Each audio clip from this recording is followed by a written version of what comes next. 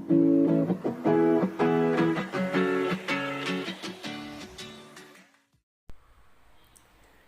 Friends, എല്ലാവർക്കും PSC പ്രസത്തിലേക്ക് സ്വാഗതം. ഇന്ന് നമ്മൾ 10ാം ക്ലാസ്സിലെ SCERT സോഷ്യൽ സയൻസ് 1 ഹിസ്റ്ററി പാർട്ടിലെ രണ്ടാമത്തെ ചാപ്റ്ററിൻ്റെ രണ്ടാമത്തെ പാർട്ടാണ് പഠിക്കാൻ പോകുന്നത്. അപ്പോൾ ഇതിനു മുമ്പ് നമ്മൾ ഇട്ടിട്ടുള്ള വീഡിയോസ് കാണാത്തവർ അത് കണ്ടതിന് ശേഷം ഈ വീഡിയോസ് കാണുക. അതുപോലെ തന്നെ നമ്മുടെ ചാനൽ കാണുന്നത് ആദ്യമായിട്ട് ആണെങ്കിൽ പ്ലീസ് എല്ലാവരും ലൈക്ക് ചെയ്ത് നമ്മളെ സപ്പോർട്ട് ചെയ്യുക. അതുപോലെ സബ്സ്ക്രൈബ് ചെയ്യുക. നിങ്ങളുടെ വിലയേറിയ അഭിപ്രായങ്ങളും നിർദ്ദേശങ്ങളും കമൻറ്റ് ബോക്സിലിടുക. അപ്പോൾ നമുക്ക് ടൈം കളയാതെ നമ്മുടെ ക്ലാസ്സിലേക്ക് കടക്കാം. എല്ലാവരെയും ഒരിക്കൽ കൂടി നമ്മുടെ ക്ലാസ്സിലേക്ക് സ്വാഗതം ചെയ്യുന്നു. അപ്പോൾ ഇന്ന് നമ്മൾ പഠിക്കുന്നത് രണ്ടാമത്തെ ചാപ്റ്ററിൻ്റെ രണ്ടാമത്തെ പാർട്ടാണ്. അപ്പോൾ ഇതിൻ്റെ ഒന്നാമത്തെ പാർട്ട് എല്ലാവരും കണ്ടതിന് ശേഷം മാത്രം ഈ വീഡിയോ കാണുന്നതായിരിക്കും കുറച്ചുകൂടി നല്ലത്. അപ്പോൾ ഇന്ന് നമ്മൾ പറയുന്നത് മുസോളിനിയും ഫാസിസവുമാണ് അടുത്ത് നമ്മൾ പഠിക്കുന്നത്. പുരുഷന് യുദ്ധം, സ്ത്രീക്ക് മാതൃത്വം എന്നതുപോലെയാണ്. ഇതാരുടെ വാക്കുകളാണ്? ഇതാണ് മുസോളിനിയുടെ വാക്കുകൾ. വളരെ വളരെ പ്രധാനപ്പെട്ട ഒരു കൊട്ടേഷനാണിത്. പുരുഷന് യുദ്ധം, സ്ത്രീക്ക് മാതൃത്വം എന്നതുപോലെയാണ്. ഇതാര് പറഞ്ഞ വാക്കുകളാണ്? ഇത് മുസോളിനിയുടെ വാക്കുകളാണ്. ഇറ്റലിയിൽ ഫാസിസ്റ്റ് ഭരണത്തിന് നേതൃത്വം കൊടുത്ത ബെനിറ്റോ മുസോളിനിയുടെ വാക്കുകളാണ് ഇവിടെ നമ്മൾ കണ്ടത്. അപ്പോൾ ഇറ്റലിയിൽ ഉള്ള പ്രസ്ഥാനമായിരുന്നു ഫാസിസം. ഇറ്റലിയിൽ ഫാസിസം. ഈ ഫാസിസ്റ്റ് ഭരണത്തിന് നേതൃത്വം കൊടുത്തത് ആരാണ്? ഇറ്റലിയിൽ ഫാസിസത്തിന് നേതൃത്വം കൊടുത്തത് ബെനിറ്റോ മുസോളിനിയാണ്. അപ്പോൾ ഈ ബെനിറ്റോ മുസോളിനി പറഞ്ഞ വാക്കുകളാണ് എന്ത്? പുരുഷന് യുദ്ധം, സ്ത്രീക്ക് മാതൃത്വം എന്നതുപോലെയാണ് എന്ന് പറഞ്ഞത് അദ്ദേഹമാണ്. ഫാസിസ്റ്റ് പാർട്ടി ഇറ്റലിയിൽ അധികാരത്തിലെത്താനിടയായ സാഹചര്യങ്ങൾ എന്തൊക്കെയെന്നാണ് അടുത്ത് നമ്മൾ നോക്കാൻ പോകുന്നത്. ഒന്നാം ലോക മഹായുദ്ധത്തിൽ വിജയിച്ചവരുടെ കൂട്ടത്തിൽ പെട്ടിട്ടും ഇറ്റലിക്ക് കാര്യമായ നേട്ടങ്ങളൊന്നും ലഭിച്ചില്ല. അപ്പം നമ്മൾ പറഞ്ഞു ഒന്നാം ലോക മഹായുദ്ധത്തിൽ ഇറ്റലി വിജയിച്ചവരുടെ കൂട്ടത്തിലായിരുന്നു ഉൾപ്പെട്ടിരുന്നത്. പക്ഷേ ഇങ്ങനെയൊക്കെ ആണെങ്കിലും ഇറ്റലിക്ക് എന്തുണ്ടായിരുന്നില്ല? ഇറ്റലിക്ക് കാര്യമായ നേട്ടങ്ങളൊന്നും ലഭിച്ചില്ല. യുദ്ധാനന്തര കാലത്തെ വ്യവസായങ്ങളുടെ തകർച്ച, തൊഴിലില്ലായ്മ, നികുതി വർധനവ്, പണപ്പെരുപ്പം തുടങ്ങിയവ ജനങ്ങളെ ഭരണകൂടത്തിൽ നിന്നകറ്റി. ഇപ്പോൾ യുദ്ധാനന്തരം യുദ്ധമൊക്കെ കഴിഞ്ഞപ്പോൾ എന്ത് ചെയ്തു? വ്യവസായങ്ങളൊക്കെ തകർന്നു, അതുപോലെ തൊഴിലില്ലായ്മ ഉണ്ടായി, നികുതികൾ വർദ്ധിച്ചു, പണപ്പെരുപ്പം ഉണ്ടായി. ഇവ ജനങ്ങളെ ഭരണകൂടത്തിൽ നിന്ന് അകറ്റി. അപ്പോൾ ഭരണകൂടത്തിൻ്റെ പിടിപ്പുകേടാണ് ഇതെന്ന് ജനങ്ങൾ എന്ത് ചെയ്തു? കരുതി അവരെല്ലാം ഭരണകൂടത്തിൽ നിന്ന് മാറി. രാജ്യം സോഷ്യലിസ്റ്റ് വിപ്ലവത്തിലേക്ക് പോകുമോ എന്ന ഭയം ഫാസിസത്തെ പിന്തുണയ്ക്കാൻ സമ്പന്നരെ പ്രേരിപ്പിച്ചു. അപ്പോൾ രാജ്യം എന്താണ്? ഒരു സോഷ്യലിസ്റ്റ് വിപ്ലവത്തിലേക്ക് പോകുമോ എന്ന് ഭയന്ന് ആളുകളെല്ലാം, സമ്പന്നരൊക്കെ ആരെ പ്രോത്സാഹിപ്പിച്ചു? ഫാസിസത്തെ പ്രോത്സാഹിപ്പിച്ചു. അപ്പം ഇത്രയും കാര്യങ്ങളാണ് എന്ത് ചെയ്തത്? ഇറ്റലിയിൽ ഫാസിസ്റ്റ് പാർട്ടി അധികാരത്തിൽ വരാൻ കാരണം. ഫാസിസ്റ്റ് പാർട്ടിക്ക് നേതൃത്വം നൽകിയത് ആരാണ്? അല്ലെങ്കിൽ ഫാസിസ്റ്റ് പാർട്ടി രൂപീകരിച്ചതിന് നേതൃത്വം വഹിച്ച വ്യക്തിയാണ് ബെനിറ്റോ മുസോളിനി. അദ്ദേഹത്തിൻ്റെ കൊട്ടേഷൻ നമ്മൾ പറഞ്ഞു കഴിഞ്ഞു. ഇറ്റലിയിൽ അധികാരത്തിലേറിയ മുസോളിനി രാഷ്ട്രീയ സാമ്പത്തിക മേഖലകളിൽ സ്വേച്ഛാധിപത്യപരമായ നടപടികൾ കൈക്കൊണ്ടു. അപ്പോൾ മുസോളിനി എന്ത് ചെയ്തു? ഇറ്റലിയിൽ അധികാരത്തിൽ വന്നു. ഇങ്ങനെ അധികാരത്തിൽ വന്നതിന് ശേഷം എന്തൊക്കെയാണ് ചെയ്തത്? രാഷ്ട്രീയ സാമ്പത്തിക മേഖലകളിൽ സ്വേച്ഛാധിപത്യപരമായ നടപടികളാണ് ആര് കൈക്കൊണ്ടത്? നമ്മുടെ ബെനിറ്റോ മുസോളിനി കൈക്കൊണ്ടത്.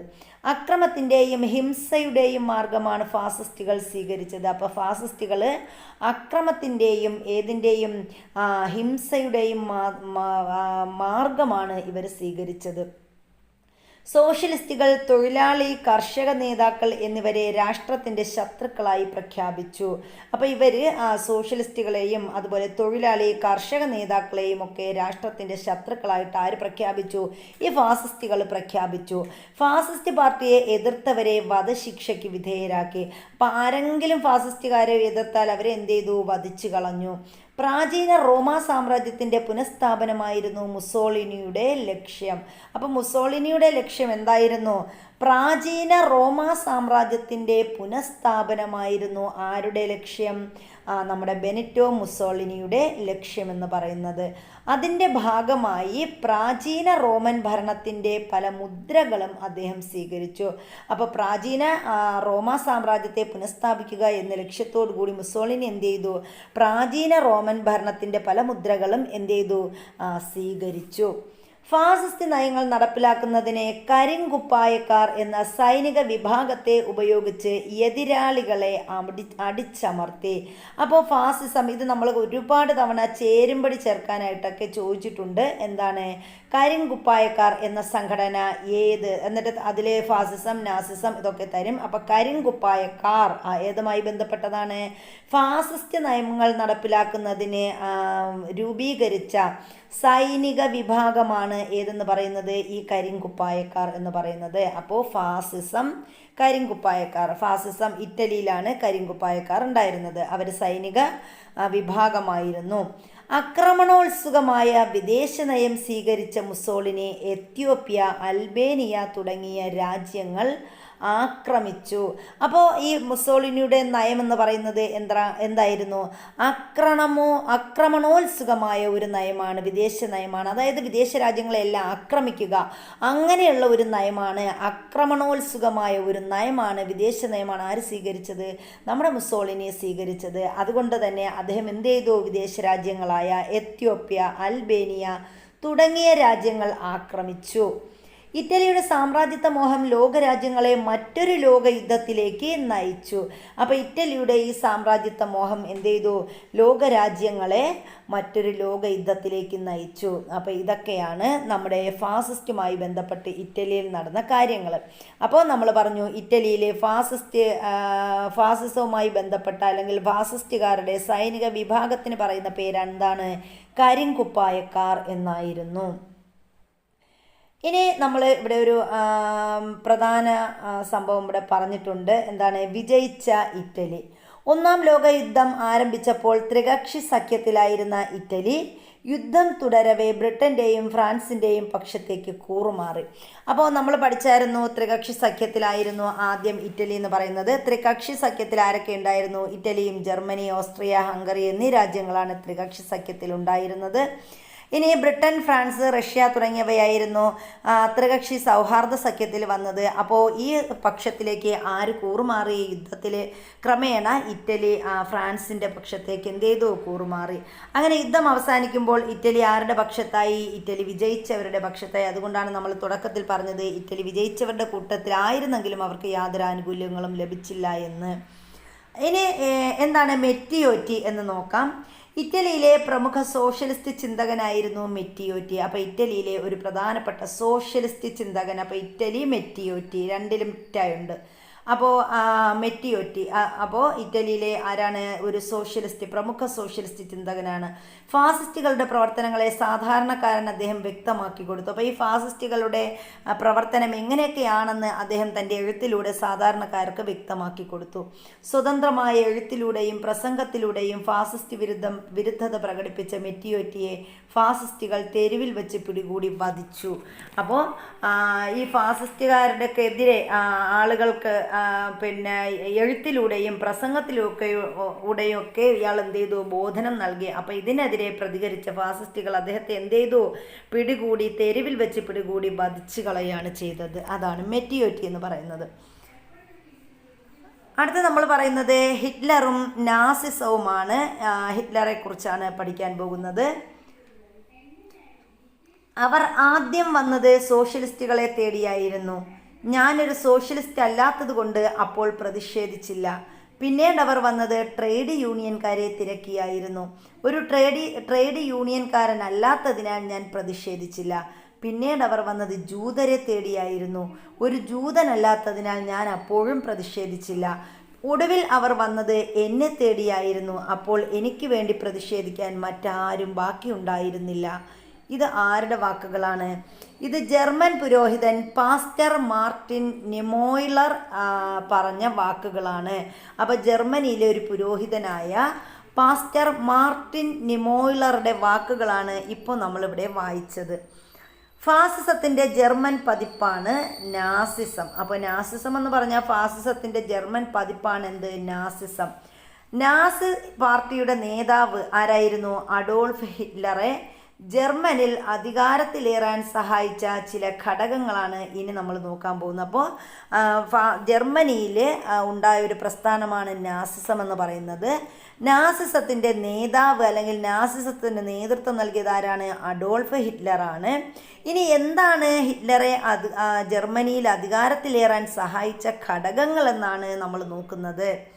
ഒന്നാം ലോക യുദ്ധാനന്തരം ജർമ്മനിയുടെ മേൽ അടിച്ചേൽപ്പിച്ച വെഴ്സായി സന്ധി. അപ്പോൾ ഒന്നാമത്തെ കാര്യം എന്താണ്? ഒന്നാം ലോക മഹായുദ്ധം അതിൽ ജർമ്മനി പരാജയപ്പെട്ടവരുടെ കൂട്ടത്തിലായിരുന്നു. അതുകൊണ്ട് തന്നെ അവിടെ ഒരു സന്ധി, പുതിയൊരു സന്ധി ഇവർക്ക് മേൽ അടിച്ചേൽപ്പിച്ചു. ആ സന്ധിയുടെ പേരാണ് വെഴ്സായി സന്ധി.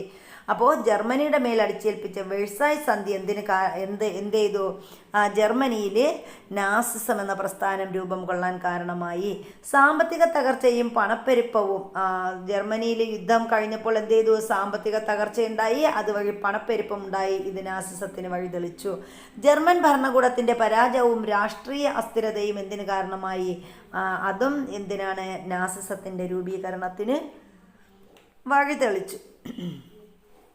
തൻ്റെ സംഘാടന മികവും പ്രസംഗ പാടവവും ഉപയോഗപ്പെടുത്തി ജർമ്മൻകാരെ വളരെ വേഗം ആകർഷിക്കാൻ ഹിറ്റ്ലർക്ക് കഴിഞ്ഞു. അപ്പോൾ ഹിറ്റ്ലർ എന്ന് പറയുന്നത് ഒരു സാധാരണ ആൾ പോലെ ആയിരുന്നില്ല. അദ്ദേഹം എന്ത് ചെയ്തു? അദ്ദേഹം നല്ല സംഘാടന മികവുള്ള ഒരാളായിരുന്നു, പ്രസംഗ പാടവമുള്ള ആളായിരുന്നു. ഇതൊക്കെ ഉപയോഗപ്പെടുത്തിയാണ് ജർമ്മനിയിലെ ആളുകളെ ഇദ്ദേഹം എന്ത് ചെയ്തത്? വളരെ വേഗം ആകർഷിച്ചത്. നിലവിലിരുന്ന ഭരണകൂടത്തെ പുറന്തള്ളിക്കൊണ്ട് അധികാരത്തിലെത്തിയ ഹിറ്റ്ലർ നാസിസത്തിൻ്റെ പ്രധാന ശത്രുക്കളായ സോഷ്യലിസ്റ്റുകളെയും കമ്മ്യൂണിസ്റ്റുകളെയും ജൂതരെയും ജനാധിപത്യവാദികളെയും കൊന്നൊടുക്കി. അപ്പോൾ നമ്മൾ പറഞ്ഞതുപോലെ എന്താണ്? നമ്മുടെ നിലവിലിരുന്ന ഭരണകൂടത്തെ പുറന്തള്ളിക്കൊണ്ടാണ് അധികാരത്തിൽ വന്നത്? ഹിറ്റ്ലർ അധികാരത്തിൽ വന്നത്, നാസി പാർട്ടി രൂപീകരിച്ചത്. അതുകൊണ്ട് തന്നെ നാസിസത്തിൻ്റെ പ്രധാന ശത്രുക്കളായ ആരെയൊക്കെയാണ്? സോഷ്യലിസ്റ്റുകളെയും കമ്മ്യൂണിസ്റ്റുകളെയും ജൂതരെയും ജനാധിപത്യവാദികളെയും കൊന്നൊടുക്കി. അദ്ദേഹം എന്ത് ചെയ്തു? ഹിറ്റ്ലർ നാസി പാർട്ടി ജർമ്മനിയിൽ സ്ഥാപിച്ചു. ജർമ്മനിക്കുണ്ടായ അപമാനങ്ങൾക്കും തിരിച്ചടികൾക്കും ഉത്തരവാദികൾ ജൂതരാണെന്ന് ഹിറ്റ്ലർ ആരോപിച്ചു. അപ്പോൾ ഹിറ്റ്ലർ പറഞ്ഞു എന്താണ്? ജൂതരാണ് എന്തിന് കാരണം? ജർമ്മനിക്കുണ്ടായ അപമാനങ്ങൾക്കും തിരിച്ചടികൾക്കും കാരണമെന്ന് ആരോപിക്കുകയും പ്രത്യേകം തയ്യാറാക്കിയ കോൺസെൻട്രേഷൻ ക്യാമ്പുകളിൽ വെച്ച് ജൂതരെ കൂട്ടക്കൊല ചെയ്യുകയും ചെയ്തു. അപ്പോൾ ഇദ്ദേഹം എന്ത് ചെയ്തു? പ്രത്യേകം തയ്യാറാക്കിയ കോൺസെൻട്രേഷൻ ക്യാമ്പുകളിൽ വെച്ചിട്ട് ആരെ കൂട്ടക്കൊല ചെയ്തു? ഈ ജൂതന്മാരെ ആര് കൂട്ടക്കൊല ചെയ്തു? നമ്മുടെ നാസികൾ അല്ലെങ്കിൽ ഹിറ്റ്ലർ കൂട്ടക്കൊല ചെയ്തു. ഇത് ഹോളോകാസ്റ്റ് എന്നറിയപ്പെടുന്നു. അപ്പോൾ ഇവിടെ ഒരു ക്വസ്റ്റ്യനായി, എന്താണ് ഹോളോകാസ്റ്റ്? അപ്പോൾ ഹോളോകാസ്റ്റ് എന്ന് പറഞ്ഞാൽ എന്താണ്? പ്രത്യേകം തയ്യാറാക്കിയ കോൺസെൻട്രേഷൻ ക്യാമ്പുകളിൽ വെച്ച് ജൂതന്മാരെ കൂട്ടക്കൊല ചെയ്തു. ഈ വ്യവസ്ഥയ്ക്ക് പറയുന്ന അല്ലെങ്കിൽ ഇതിനെയാണ് നമ്മൾ എന്തെന്ന് പറയുന്നത്? ഹോളോകാസ്റ്റ് എന്ന് പറയുന്നത്. അപ്പോൾ ജൂതന്മാരുടെ കൂട്ടക്കൊലയ്ക്ക് പറയുന്ന പേരാണ് എന്ത്? ഹോളോകാസ്റ്റ്. അപ്പോൾ പ്രത്യേകം തയ്യാറാക്കിയ ഏത് ക്യാമ്പുകളിൽ വെച്ചാണ്? ഒരു കോൺസെൻട്രേഷൻ ക്യാമ്പുകളിൽ വെച്ചാണ് ജൂതന്മാരെ കൂട്ടക്കൊല ചെയ്തത്. അപ്പോൾ ഇതിനെയാണ് നമ്മൾ എന്തെന്ന് പറയുന്നത്? ഹോളോകാസ്റ്റ് എന്നറിയപ്പെടുന്നത്. ഇതിനായി തവിട്ട് കുപ്പായക്കാർ എന്ന സൈന്യത്തിനും ഗസ്റ്റപ്പോ എന്ന രഹസ്യ സംഘത്തിനും ആര് രൂപം നൽകി? ഹിറ്റ്ലർ രൂപം നൽകി. അപ്പോൾ ഹിറ്റ്ലറുടെ രഹസ്യ സൈന്യത്തിൻ്റെ പേരെന്താണ്? അല്ലെങ്കിൽ ഹിറ്റ്ലറുടെ രഹസ്യ സംഘടനയാണ് ഗസ്റ്റപ്പോ. ഹിറ്റ്ലറുടെ സൈന്യത്തിന് പറയുന്ന പേരാണ് തവിട്ടു കുപ്പായക്കാർ. അപ്പോൾ നമുക്കവിടെ ഒരു കൺഫ്യൂഷൻ വരാം. അപ്പോൾ കരിങ്കുപ്പായക്കാർ എന്നറിയപ്പെടുന്നത് ആരുടെ സൈനിക വിഭാഗമാണ്? അത് ഫാസിസത്തിൽ നമ്മുടെ മുസോളിനിയുടെ സൈനിക വിഭാഗമാണ് കരിങ്കുപ്പായക്കാർ. ഇവിടെ നാസിസ്റ്റുകൾക്ക് അല്ലെങ്കിൽ ഹിറ്റ്ലറുടെ സൈനിക വിഭാഗത്തിന് പറയുന്ന പേര് ഏതാണ്? തവിട്ട് കുപ്പായക്കാർ എന്നാണ്. നാസിസത്തിൽ തവിട്ട് കുപ്പായക്കാർ. ഇനി ഇവർ നമ്മുടെ ആരാണ്? ഹിറ്റ്ലർ ഒരു രഹസ്യ സംഘടന രൂപീകരിക്കുകയുണ്ടായി. എന്താണ് ആ രഹസ്യ സംഘടനയുടെ പേര്? അതാണ് ഗസ്റ്റപ്പോ. ഗസ്റ്റപ്പോ എന്ന രഹസ്യ സംഘടനയ്ക്ക് രൂപം നൽകിയത് ആരാണ്? അത് ഹിറ്റ്ലറാണ്. ആര്യന്മാരാണ് ലോകത്തിലെ പരിശുദ്ധ വംശമെന്നും അവരാണ് ലോകം ഭരിക്കേണ്ടതെന്നും ജർമ്മൻകാർ ആര്യന്മാരാണെന്നും ഹിറ്റ്ലർ അഭിപ്രായപ്പെട്ടു. അപ്പോൾ ഹിറ്റ്ലർ പറഞ്ഞത് എന്താണ്? ആര്യന്മാരാണ് ലോകത്തിലെ പരിശുദ്ധ വംശമെന്നും അവരാണ് ലോകം ഭരിക്കേണ്ടതെന്നും ജർമ്മൻകാർ ആര്യന്മാരാണെന്നും അഭിപ്രായപ്പെട്ടത് ആര് എന്ന് വേണമെങ്കിൽ സ്റ്റേറ്റ്മെൻ്റ് ആയിട്ട് ചോദിക്കാം. അപ്പോൾ ഇങ്ങനെ പറഞ്ഞത് ആരാണ്? അത് ഹിറ്റ്ലറാണ്.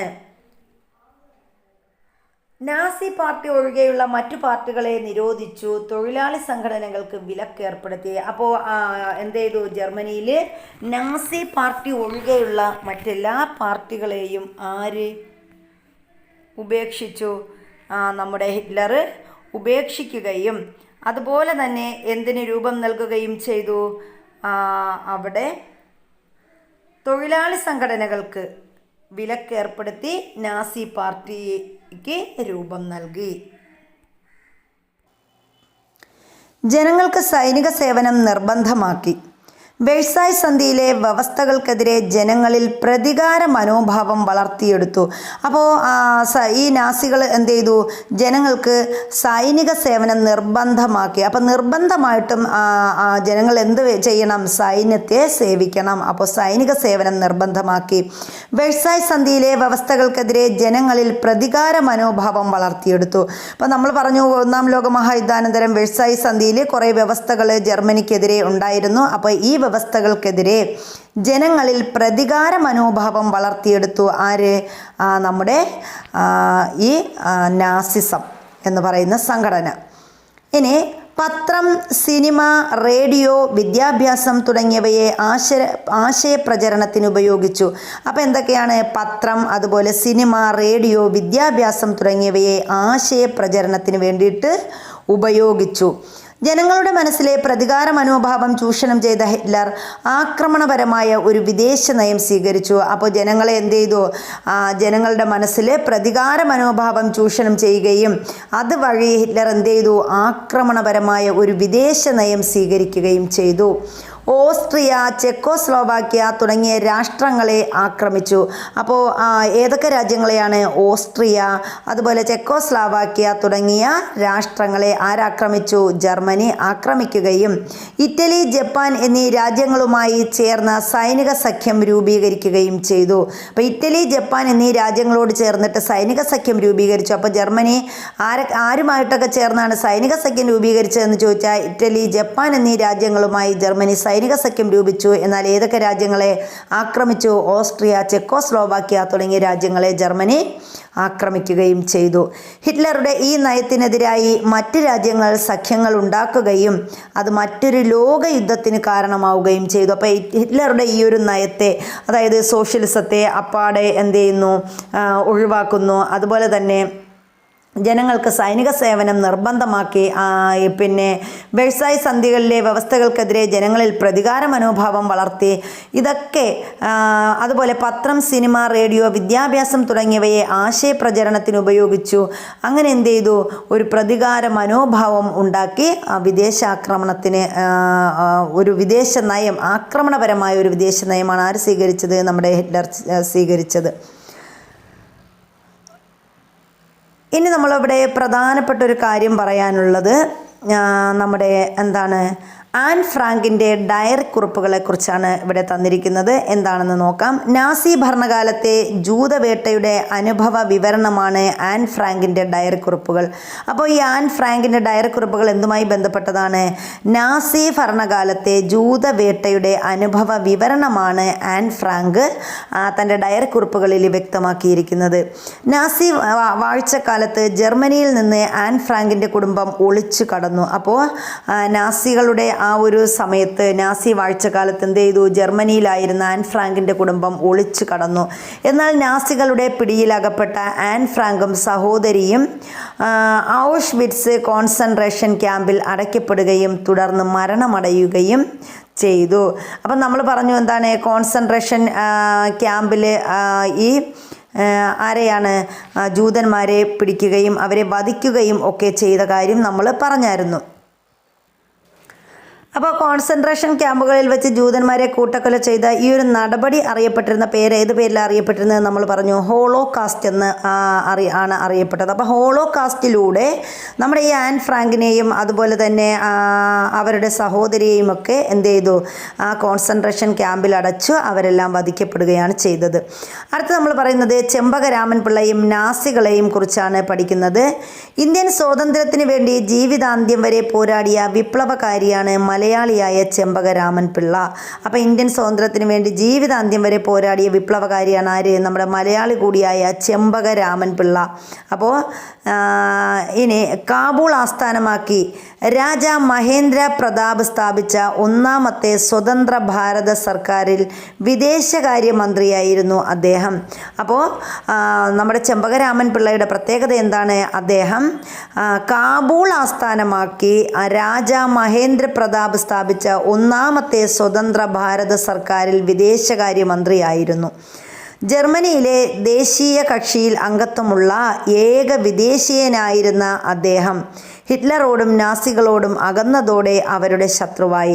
അപ്പോൾ ജർമ്മനിയിലെ ദേശീയ കക്ഷിയിൽ അംഗത്വമുള്ള ഏക വിദേശീയനാണ് ആര്, നമ്മുടെ ചെമ്പകരാമൻ പിള്ള എന്ന് പറയുന്നത്.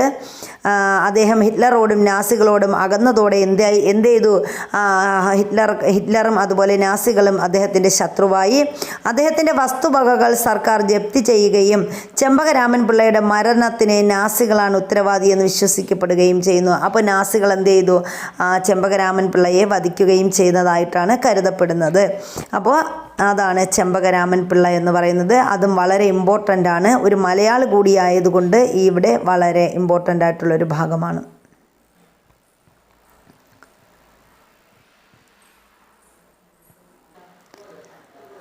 ഇപ്പോൾ വംശമഹിമ ഫാസിസത്തിലാണെങ്കിൽ ഫാസിസ്റ്റുകൾ, നാസിസത്തിൽ നമുക്ക് പറയാം നാസിസ്റ്റം. ഇവരുടെ വംശം എന്ന് പറയുന്നത് ഫാസിസ്റ്റുകളാണ്. നാസിസത്തിൽ വരുമ്പോൾ നാസിസ്റ്റുകൾ. ഇനി ഇവരുടെ സൈനിക വിഭാഗം ഫാസിസത്തിലാണെങ്കിൽ ആരാണ്, കരിങ്കുപ്പായക്കാരാണ്. നാസിസ്റ്റുകളാണെങ്കിൽ ഏതാ നമ്മൾ പറഞ്ഞത്, നാസിസ്റ്റുകൾ തവിട്ട് കുപ്പായക്കാർ എന്നാണ് അറിയപ്പെടുന്നത്. ഇനി നേതാക്കന്മാർ ആരാണ്, ഫാസിസത്തിൽ വരുന്നത് ആരാണ്, ബെനിറ്റോ മുസോളിനിയാണ്. നാസിസത്തിൽ വരുന്നത് നമ്മുടെ ഹിറ്റ്ലറാണ്. അപ്പോൾ ഇനി അടുത്ത് നമ്മൾ പറയുന്നത് ഏതാണ്, രണ്ടാം ലോകമഹായുദ്ധത്തെക്കുറിച്ചാണ് പഠിക്കാൻ പോകുന്നത്. ഒന്നാം ലോക മഹായുദ്ധം അവസാനിച്ച് 20 വർഷം കഴിഞ്ഞപ്പോൾ ലോകം മറ്റൊരു യുദ്ധത്തിന് കൂടി സാക്ഷ്യം വഹിച്ചു. 1939 മുതൽ 1945 വരെ നടന്ന രണ്ടാം ലോക മഹായുദ്ധത്തിൻ്റെ പശ്ചാത്തലമാണ് അടുത്ത് നമ്മൾ പഠിക്കാൻ പോകുന്നത്. അപ്പോൾ രണ്ടാം ലോക മഹായുദ്ധത്തിൻ്റെ കാലഘട്ടം എന്ന് പറയുന്നത് 1939 മുതൽ 1945 വരെയാണ് രണ്ടാം ലോക മഹായുദ്ധം നടന്നത്. അപ്പോൾ ഒന്നാം ലോക മഹായുദ്ധം കഴിഞ്ഞ് എത്ര വർഷമായപ്പോഴാണ്, 20 വർഷമായപ്പോഴാണ് രണ്ടാം ലോക മഹായുദ്ധം ആരംഭിച്ചത്. 1919 പാരീസ് സമാധാന സന്ധി പ്രകാരം പരാജയപ്പെട്ട രാഷ്ട്രങ്ങളുടെ മുഴുവൻ കോളനികളും വിജയിച്ച രാജ്യങ്ങൾ കൈവശപ്പെടുത്തി. അപ്പോൾ ഒന്നാം ലോക മഹായുദ്ധം കഴിഞ്ഞു. 1919 എന്താണ്, വേഴ്സായ് സന്ധി ഒപ്പിട്ടു. അപ്പോൾ ഈ വേഴ്സായ് സന്ധിയിലെ സന്ധി പ്രകാരം 1919 വേഴ്സായ് സന്ധി പ്രകാരം എന്ത് ചെയ്തു, നമ്മുടെ പരാജയപ്പെട്ട രാജ്യങ്ങളുടെ മുഴുവൻ കോളനികളും ആര് കൈക്കലാക്കി, വിജയിച്ച രാജ്യങ്ങൾ കൈവശപ്പെടുത്തി. ജർമ്മനി, ഇറ്റലി തുടങ്ങിയ രാജ്യങ്ങൾക്ക് കോളനികളോ കമ്പോളങ്ങളോ ഉണ്ടായിരുന്നില്ല. അപ്പോൾ യുദ്ധത്തിൽ പരാജയപ്പെട്ട ജർമ്മനിക്കും അതുപോലെ തന്നെ ഇറ്റലിക്കും എന്തുണ്ടായിരുന്നില്ല, കോളനികളോ കമ്പോളങ്ങളോ ഒന്നും ഉണ്ടായിരുന്നില്ല. അതിനാൽ തങ്ങളുടെ രാഷ്ട്രീയ സാമ്പത്തിക സ്ഥിതി മെച്ചപ്പെടുത്തുന്നതിന് കോളനികൾ പിടിച്ചെടുക്കാനും രാഷ്ട്രങ്ങളെ ആക്രമിക്കാനും അവർ പദ്ധതിയിട്ടു. അപ്പോൾ അതുകൊണ്ടാണ് അവരെന്ത് ചെയ്തത്, തങ്ങളുടെ സാമ്പത്തിക സ്ഥിതി മെച്ചപ്പെടുത്തുന്നതിന് വേണ്ടി അവർ കോളനികൾ പിടിച്ചെടുക്കാനും രാഷ്ട്രങ്ങളെ ആക്രമിക്കാനും പദ്ധതിയിട്ടു. ഈ ആക്രമണ നയങ്ങൾ വ്യാപിപ്പിക്കുന്നതിനായി ജർമ്മനിയും ഇറ്റലിയും ജപ്പാനും അച്ചുതണ്ട് സഖ്യത്തിന് രൂപം നൽകി. അപ്പോൾ അച്ചുതണ്ട് സഖ്യം ആരൊക്കെ ചേർന്നതാണ്, ആക്സിസ് പവേഴ്സ് എന്ന് പറയും. ഈ അച്ചുതണ്ട് സഖ്യം അല്ലെങ്കിൽ ആക്സിസ് പവേഴ്സ് എന്ന് പറഞ്ഞാൽ ജർമ്മനി, അതുപോലെ ജർമ്മനി, ഇറ്റലി, പിന്നെ ആരാണ്, ജപ്പാൻ എന്നിവർ ചേർന്ന് രൂപം കൊണ്ട സഖ്യമാണ് ഏതെന്ന് പറയുന്നത്, ആക്സിസ് പവർ അല്ലെങ്കിൽ അച്ചുതണ്ട് ശക്തി എന്ന് പറയുന്നത്. ഇനി ഇതിനെതിരായിട്ട് ഇംഗ്ലണ്ട്, ഫ്രാൻസ്, ചൈന, അപ്പോൾ ഈ ജർമ്മനി, ഇറ്റലി, ജപ്പാൻ എന്നിവർ ചേർന്ന് അച്ചുതണ്ട് സഖ്യം രൂപീകരിച്ചപ്പോൾ അതിന് ബദലായിട്ട് ആരൊക്കെയാണ്? ഇംഗ്ലണ്ട്, ഫ്രാൻസ്, ചൈന എന്നീ രാജ്യങ്ങൾ ചേർന്ന് ഒരു സൈനിക സഖ്യത്തിന് രൂപം കൊടുത്തു. ഈ സഖ്യത്തിന് പറയുന്ന പേരാണ് അലൈഡ് പവേഴ്സ് അല്ലെങ്കിൽ സഖ്യ ശക്തികൾ എന്ന് അറിയപ്പെട്ടു. അപ്പോൾ രണ്ടാം ലോക മഹായുദ്ധ സമയത്ത് അല്ലെങ്കിൽ നമ്മുടെ ഒന്നാം ലോക മഹായുദ്ധാനന്തരം എന്ത് ചെയ്തു? ഇറ്റലിയും ജപ്പാനും ജർമ്മനിയും കൂടി ചേർന്ന് രൂപീകരിച്ച സഖ്യമാണ് ഏതെന്ന് പറയുന്നത്? ആ സൈനിക സഖ്യത്തിന് പറയുന്ന പേരാണ് അച്ചുതണ്ട് സഖ്യം എന്ന് പറയുന്നത്, അല്ലെങ്കിൽ ആക്സിസ് പവേഴ്സ് എന്ന് പറയും, അച്ചുതണ്ട് സഖ്യം. ഇനി ഇതിനെതിരായിട്ട് ആരാണ്? സഖ്യശക്തികൾ എന്ന പേരിൽ ഒരു സഖ്യം രൂപീകരിച്ചു. ആരൊക്കെ ചേർന്നിട്ടാണ്? അല്ലെങ്കിൽ അലൈഡ് പവേഴ്സ് രൂപീകരിച്ചു. ആരൊക്കെ ചേർന്നിട്ടാണ് ഈ സഖ്യശക്തികൾ രൂപീകരിച്ചത്? ഇംഗ്ലണ്ടും ഫ്രാൻസും ചൈനയും ചേർന്നിട്ട് രൂപീകരിച്ച സഖ്യമാണ് ഏതെന്ന് പറയുന്നത്? നമ്മുടെ അലൈഡ് പവേഴ്സ് അഥവാ സഖ്യശക്തികൾ എന്ന് പറയുന്നത്. ഇനി അച്ചുതണ്ട് ശക്തികൾ അതുപോലെ സഖ്യശക്തികൾ ഇവിടെ തന്നിട്ടുണ്ട്. ഈ ജർമ്മനിയും ഇറ്റലിയും ജപ്പാനും ചേർന്നത് അച്ചുതണ്ട് ശക്തികൾ. അതുപോലെ സഖ്യശക്തികൾ ആരൊക്കെയാണ്? ഇംഗ്ലണ്ട്, ഫ്രാൻസ്, ചൈന എന്നിവർ ചേർന്നതാണ് സഖ്യശക്തികൾ. ഇതിനും ഇവിടെ ഒരു മ്യൂണിക് ഉടമ്പടി പറഞ്ഞിട്ടുണ്ട്. എന്താണ് മ്യൂണിക് ഉടമ്പടി എന്ന് നമുക്ക് നോക്കാം. പ്രീണന നയത്തിന് ഏറ്റവും നല്ല ഉദാഹരണമാണ് 1938 മ്യൂണിക് ഉടമ്പടി. അപ്പോൾ മ്യൂണിക് ഉടമ്പടി നടന്ന വർഷം ചോദിച്ചാൽ 1938 എന്ത് നടന്നത്? ഈ മ്യൂണിക് ഉടമ്പടി നടന്നത്. ചെക്കോസ്ലോവാക്യയിലെ സമ്പൽ സമൃദ്ധമായ സുഡറ്റൻ ലാൻഡ്. അപ്പോൾ ചെക്കോസ്ലോവാക്യയിലെ ഒരു സമ്പൽ സമൃദ്ധമായ പ്രദേശമാണ് സുഡറ്റൻ ലാൻഡ് എന്ന് പറയുന്നത്. Sudeten land എവിടെയുള്ളതാണ്? ചെക്കോസ്ലോവാക്യയിലെ ഒരു സമ്പൽ സമൃദ്ധമായ പ്രദേശം. അപ്പോൾ ഈ സുഡറ്റൻ ലാൻഡിന് മേലെ ഹിറ്റ്ലർ അവകാശം ഉന്നയിച്ചു. അപ്പോൾ ഹിറ്റ്ലർ പറഞ്ഞു സുഡറ്റൻ ലാൻഡ് ഞങ്ങൾക്കുള്ളതാണെന്ന് പറഞ്ഞിട്ട് അവർ അവകാശവാദം ഉന്നയിച്ചു. തുടർന്ന് ഈ പ്രശ്നം ചർച്ച ചെയ്യാനായി ബ്രിട്ടൻ, ഫ്രാൻസ്, ഇറ്റലി, ജർമ്മനി എന്നീ രാഷ്ട്രങ്ങളുടെ പ്രതിനിധികൾ എന്ത് ചെയ്തു? ജർമ്മനിയിലെ മ്യൂണിക്കിൽ സമ്മേളിച്ചു.